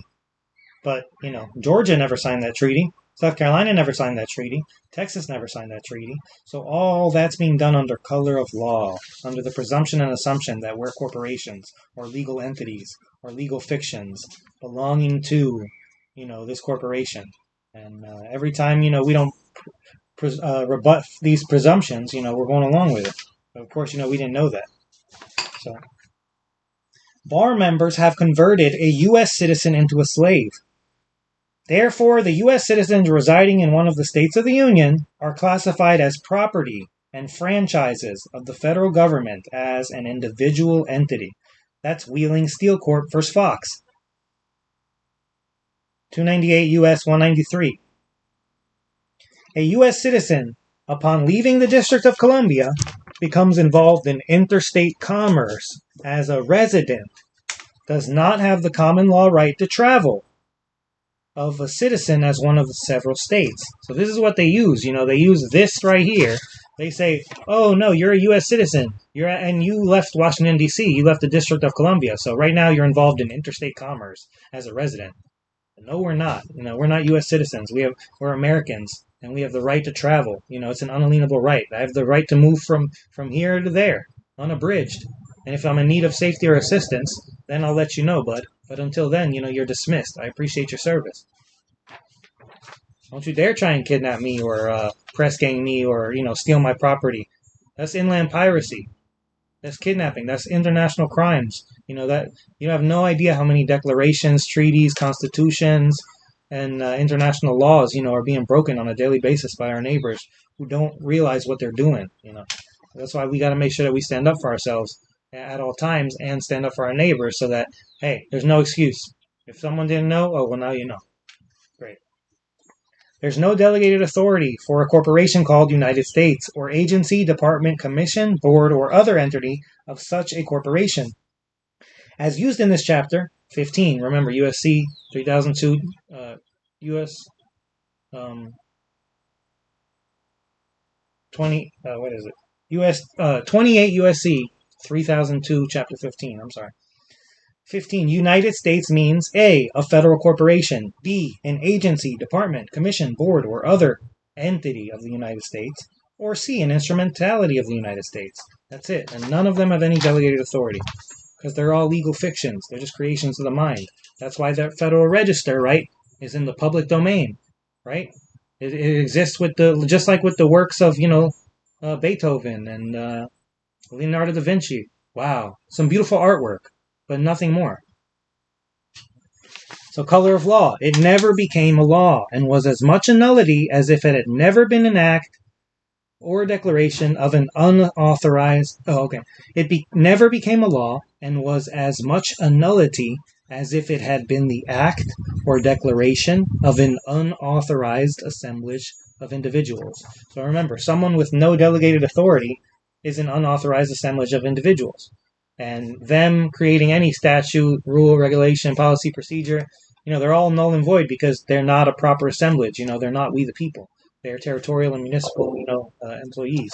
So that's the scam. It's all done under color of law. It's all done under color of title. It's all done under color of office. We have to wake up and, start being the American government again. And it doesn't matter if there's one Georgian standing. That one Georgian is the Georgia government. And luckily there's much more than just one. But hey, we need all Georgians, because that's how we're going to hold each other accountable and make our community the best of the best and make it as efficient as possible and as abundant as possible and up to date as possible. We're going to do it as a team and as a unit. So Georgians, please, correct your political status, contact your state coordinator, reach out to me, and same with everybody else. Reach out to your state coordinator, join your state assembly, correct your political status.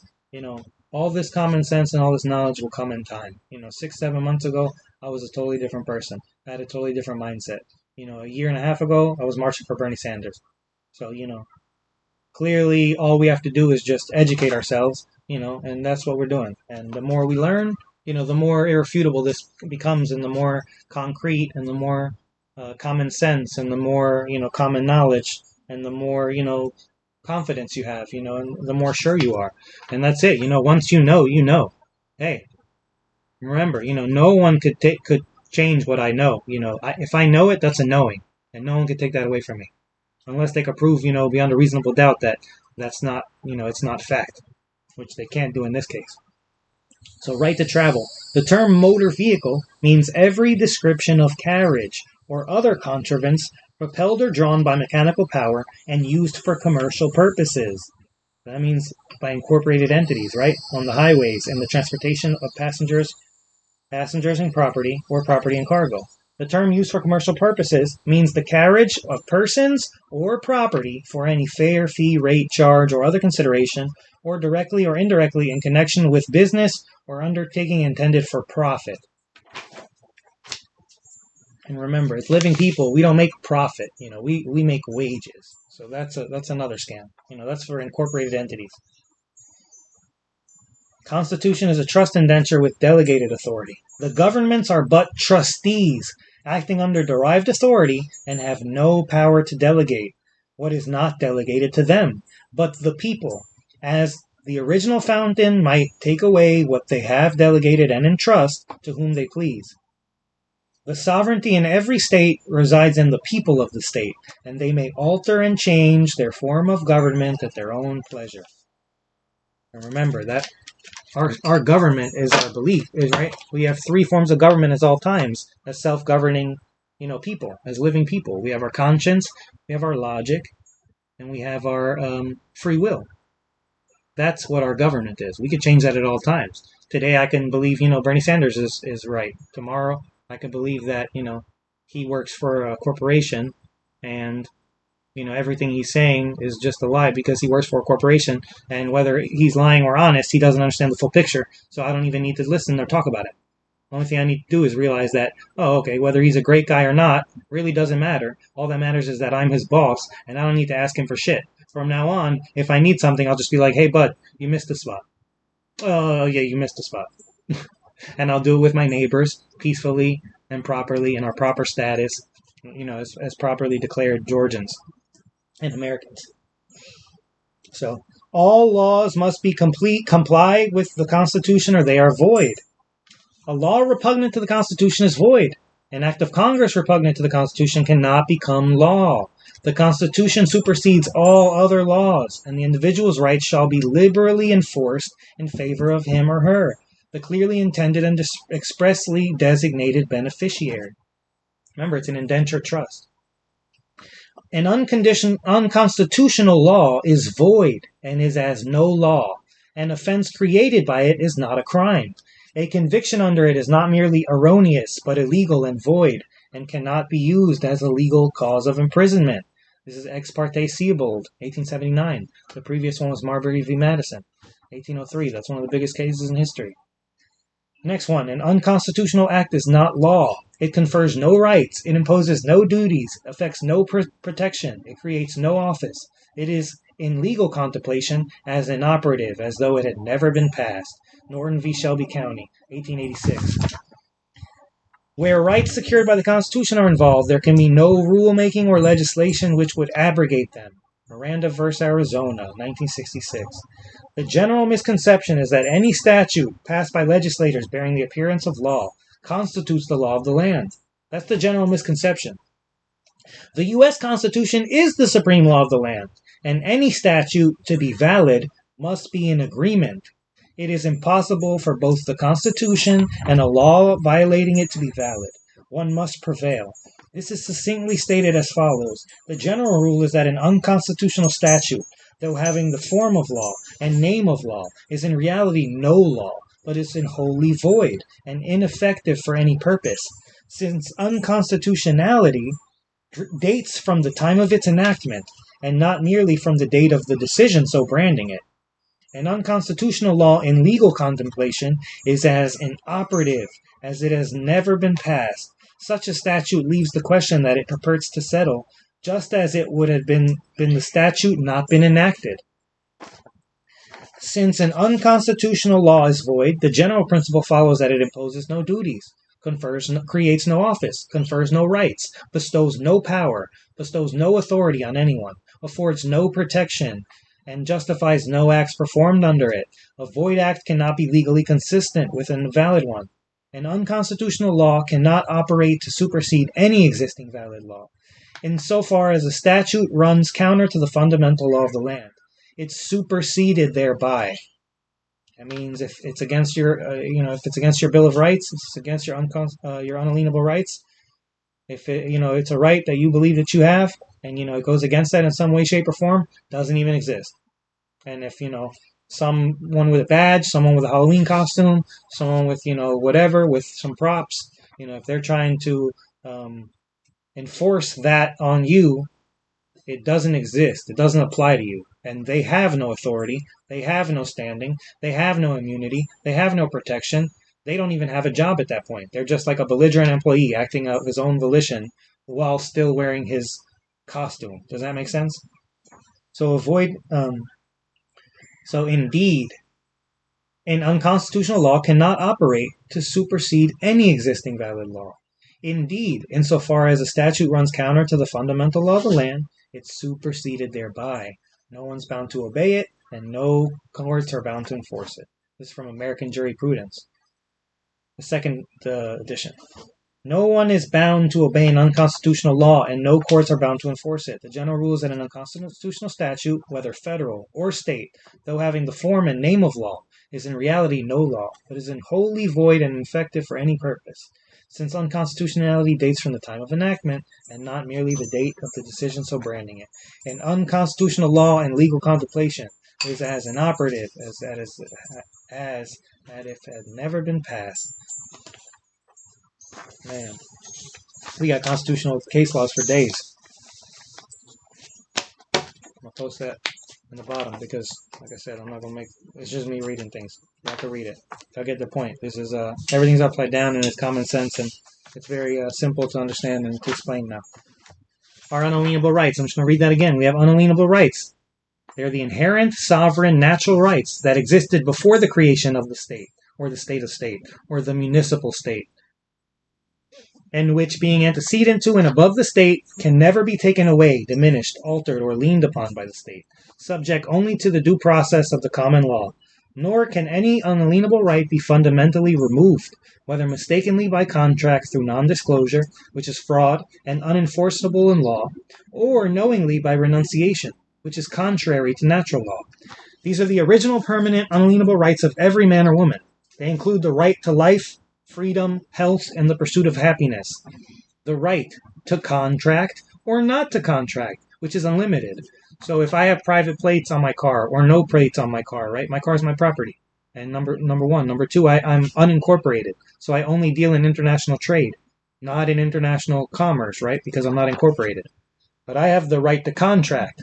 So that's why they need you to incriminate yourself. That's why they say, hey, you did this. Well, that's color of law, color of title, color of office. It's all hearsay. It doesn't exist. And you're like, yes, I did. There you go. There's been a crime. Now there's been a charge, and you contracted with them. So that's why anything they're doing, remember, it's color of law, color of title, color of office. Hey, I don't answer questions, and you don't even have the right to speak to me, because I have the right to contract, and I have the right not to contract. And if I'm not in need of emergency aid or assistance, I have no right to contract with you. So enjoy your day. I'm not interested in contracting with you.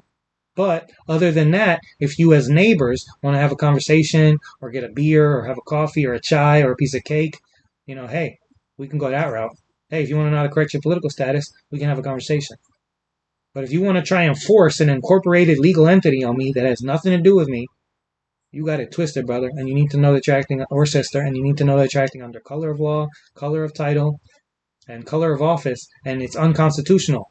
And it's unconscionable, and it's fraud, and it's inland piracy, and it's barratry, it's press ganging, it's unlawful conversion, it's kidnapping, it's theft, it's international crime. On so many levels, they force our neighbors to break the law. It's very sad. We have the right to earn a living by being compensated with wages, a salary, or trade goods in a fair exchange for one's work. We have the right to travel in the ordinary course of one's life and business. That's it. Hey, I notice you don't have that. Blah, blah, blah. Yeah, I'm traveling in the course of one's ordinary business. This is my unalienable right. I'm not interested in contracting with you. Thank you. Have a good day.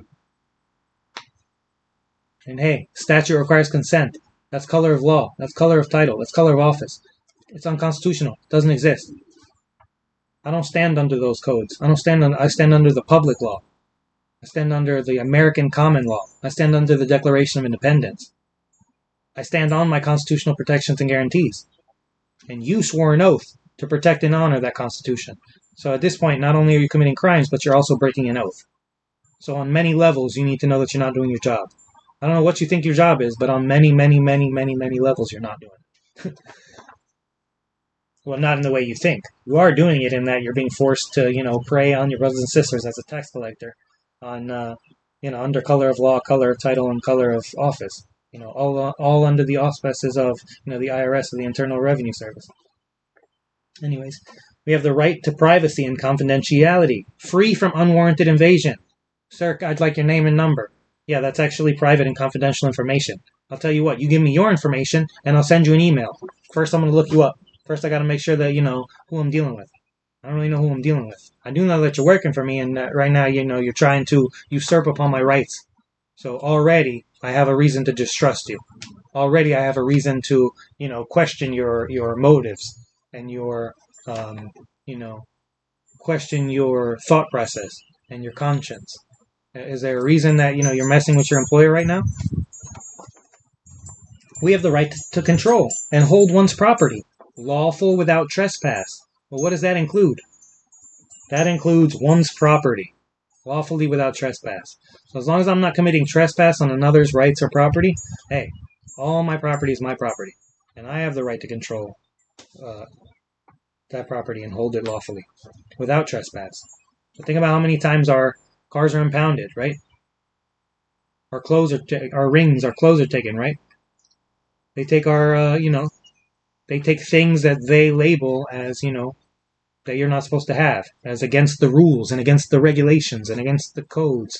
Well, remember, those codes don't apply to me. They apply to corporations, number one. Number two, that's color of law and color of title. It technically doesn't exist. Number three, that's my property. So it doesn't matter what rules or regulations you believe in, because I have the right to control my property and to hold my property lawfully without trespass. I have the right to self-defense when threatened with harm, loss, or deceit. Well, what's self-defense? That could be protecting your life. That could be running. Right? If you don't have a weapon to defend yourself and, you're unarmed and you're fighting against armed assailants. Right? There's many different levels that, of self-defense. And we have the right to self-defense when threatened with harm, loss, or deceit. So not for no reason, but when threatened with harm, loss, or deceit. The right to due process of law and notice and opportunity to defend. The right to be presumed innocent, suffering no detention or arrest, no search or seizure without reasonable cause. They need a cause to detain me. They need a cause to search me, to seize, my property. And it's not beliefs and thoughts. It's definitely not statutes that are color of law. You need to hurt somebody. You need to commit a crime on somebody's property or somebody's rights. That's it.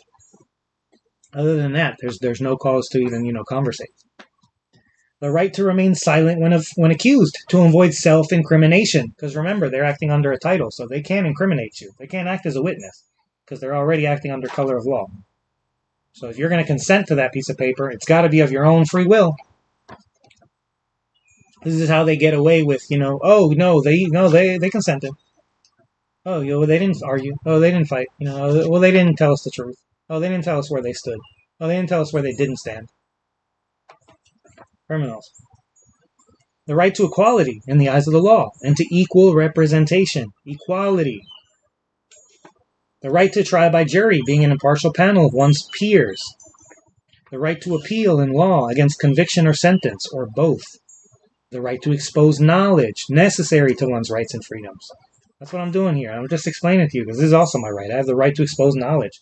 This is the knowledge necessary to my rights and freedoms. If I don't need to have this conversation with you, if I don't need to show you this information, if I don't need to speak with you, great, then I guess I could be on my way, right?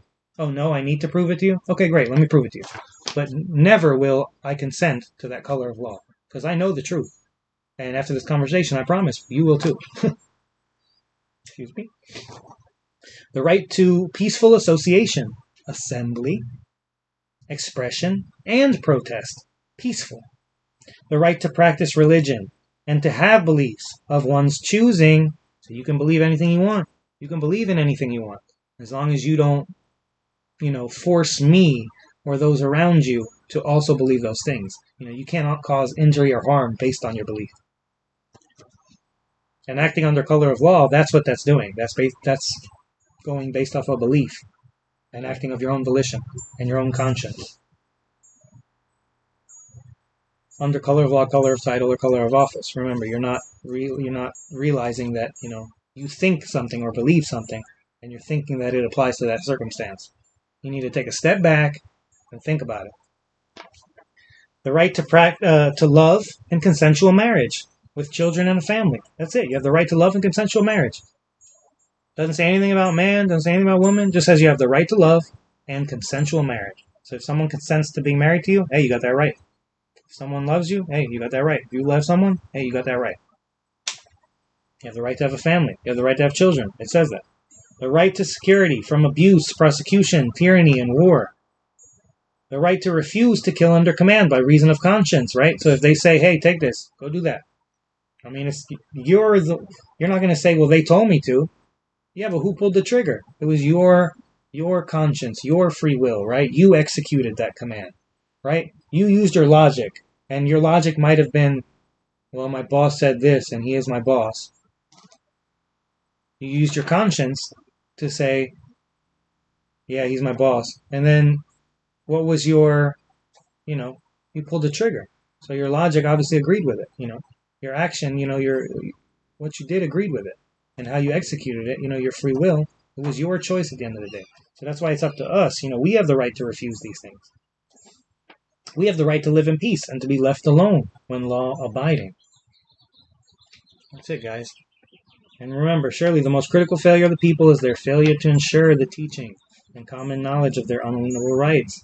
If we don't know our rights, we effectively have none by the path of ignorance, whether by apathy or deception. The people arrive in a state of exploitation, oppression, and tyranny. So no more, right? Again, I'm just going to read you. What does unalienable mean? Impossible to take away or give up. And remember, we hold these truths to be self-evident, that all men and women are created equal, that they are all endowed by their Creator with unalienable rights, that among these are life, liberty, and the pursuit of happiness. Remember what a constitution is, y'all. It's the basic principles and laws of a nation that determine the powers and duties of the government and guarantee certain rights to the people in it. Remember what a license is, guys. It's permission granted by competent authority to engage in business or occupation or an activity otherwise unlawful. So if you ask to get married, I need a marriage license. If you ask for a driver's license, I need a driver's license. If you ask for any type of license, what you're doing is you're saying that you need permission from this authority. You're automatically saying that you're underneath them. So that's the trick that they use, guys. So we need to not forfeit our rights. We need to not contract with these people. And remember, any contracts that we've done in the past, when we correct our proper political, when we reclaim our birthright political status, we're going to rebut all those presumptions and assumptions. Those are all unconscionable contracts. They're all fraud. And we're putting on the record that not only do we know it, but we know who we are. And that's it. We'll never be mistaken again,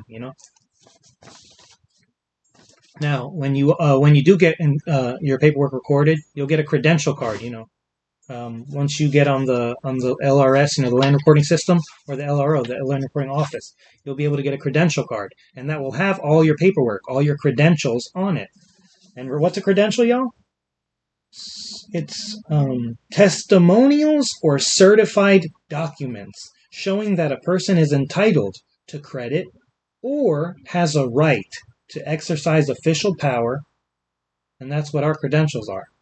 They're credentials, right? It's just something, like I said, it's going to have your testimonials, it's going to have your certified documents in it. It's going to have your stamped and sealed documents and authorized and sealed documents in it. Those are your credentials. You don't need a license, but if and when anyone ever gets it twisted, you'll have your credentials, which is proof. It's testimonials or certified documents showing that we have the right to exercise official power. And self-governing is a power. It is a right. So it's a credential card, just in case anybody was wondering. It's not an ID, it's not a license, it's a credential. So, what does service mean? Because like I said, all these are public service providers, right? The occupation or function of serving, employment as a servant, the power, the work performed by one that serves, contribution to the welfare of others, the act of serving, useful labor that does not produce a tangible commodity, an administrative division, a facility supplying some public demand. So that's it, guys. Service. It's just a job. No job can give you authority over the people. And this is common sense. And then we're just going to read the last thing. 195 generally. Again, the general rule, guys, is that an unconstitutional statute, whether federal or state, though having the form and name of law, is in reality no law, but is wholly void and ineffective for any purpose. Since unconstitutionality dates from the time of its enactment and not merely from the date of decision so branding it an unconstitutional law, in legal contemplation is as inoperative as if it had never been passed and never existed. That is, it is void ab initio. Such a statute leaves the question that it purports to settle, just as it would be had the statute not been enacted. Since an unconstitutional law is void, it follows that generally the statute imposes no duties, confers no rights, creates no office or liabilities, bestows no power or authority on anyone, affords no protection, is incapable of creating any rights or obligation, does not allow for the granting of any relief, and justifies no acts performed under it. Once a statute is determined to be unconstitutional, no private citizen or division of the state may take any further action pursuant to its provisions. A contract that rests on an unconstitutional statute creates no obligation to be impaired by subsequent legislation. No one is bound to obey an unconstitutional law, and no courts are bound to enforce it. A law contrary to the United States Constitution may not be enforced. Once a statute has been declared unconstitutional, courts thereafter have no jurisdiction over alleged violations. Persons convicted and fined under a statute subsequently held unconstitutional may recover the fines paid. So guys, I'm going to call it, like I said, this is unrefutable proof. Unrefutable proof. And we got proof for days. So this right here, unrefutable proof. So again, correct your political status, reach out to your state coordinator, find out about getting involved, find out about acting as a jurist, acting as a state citizen. How can I help out? Do y'all need peacekeepers? Do y'all need jurists? What y'all need? Y'all need a bailiff? Y'all need a treasurer? What you need? You need someone who, just to learn? What do you guys need? How can I help the neighborhood? How can I help myself? How can I preserve my rights? How can I preserve my assets? How can I preserve my property? We got to do it together. So stay positive. Keep on teaching. Keep on learning. Keep on growing. And like I said, hopefully we'll be welcoming y'all to the land and soil very soon. Feel free to reach out to me with questions or with concerns. I would love to, have a conversation with any of our governmental service providers.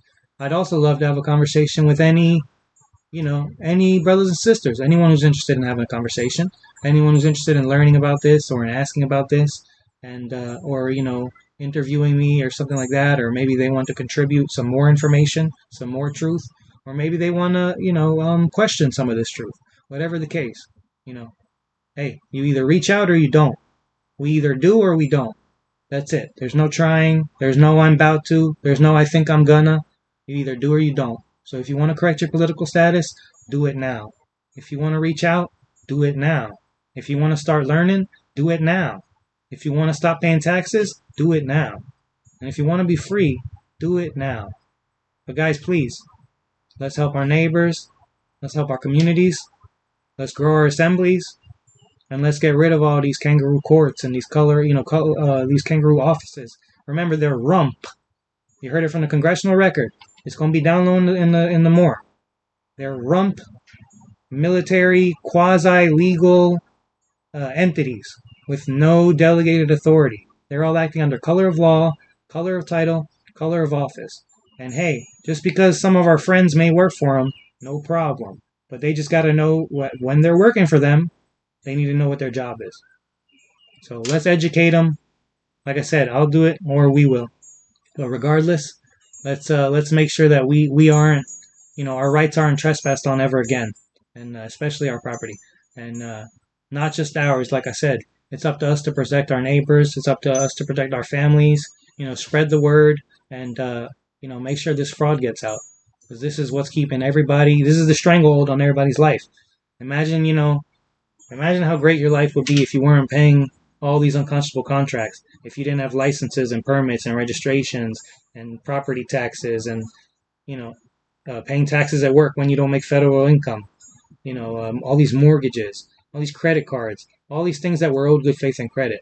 Just imagine how much time, how much energy, how much wealth you would have. You can build your family's business. You can build your family's land. You can build your family's knowledge. But you can't do it when you're giving it all away. So first we need to realize who we are. We need to remember who we are, remember what we're owed, what we're born with, and that's it, guys. Like I said, I hope to hear from y'all. Appreciate y'all listening. If y'all took the time, for real, because that's it. Ask and thou shalt receive. If you want to learn, you will learn. If you want to read, you will read.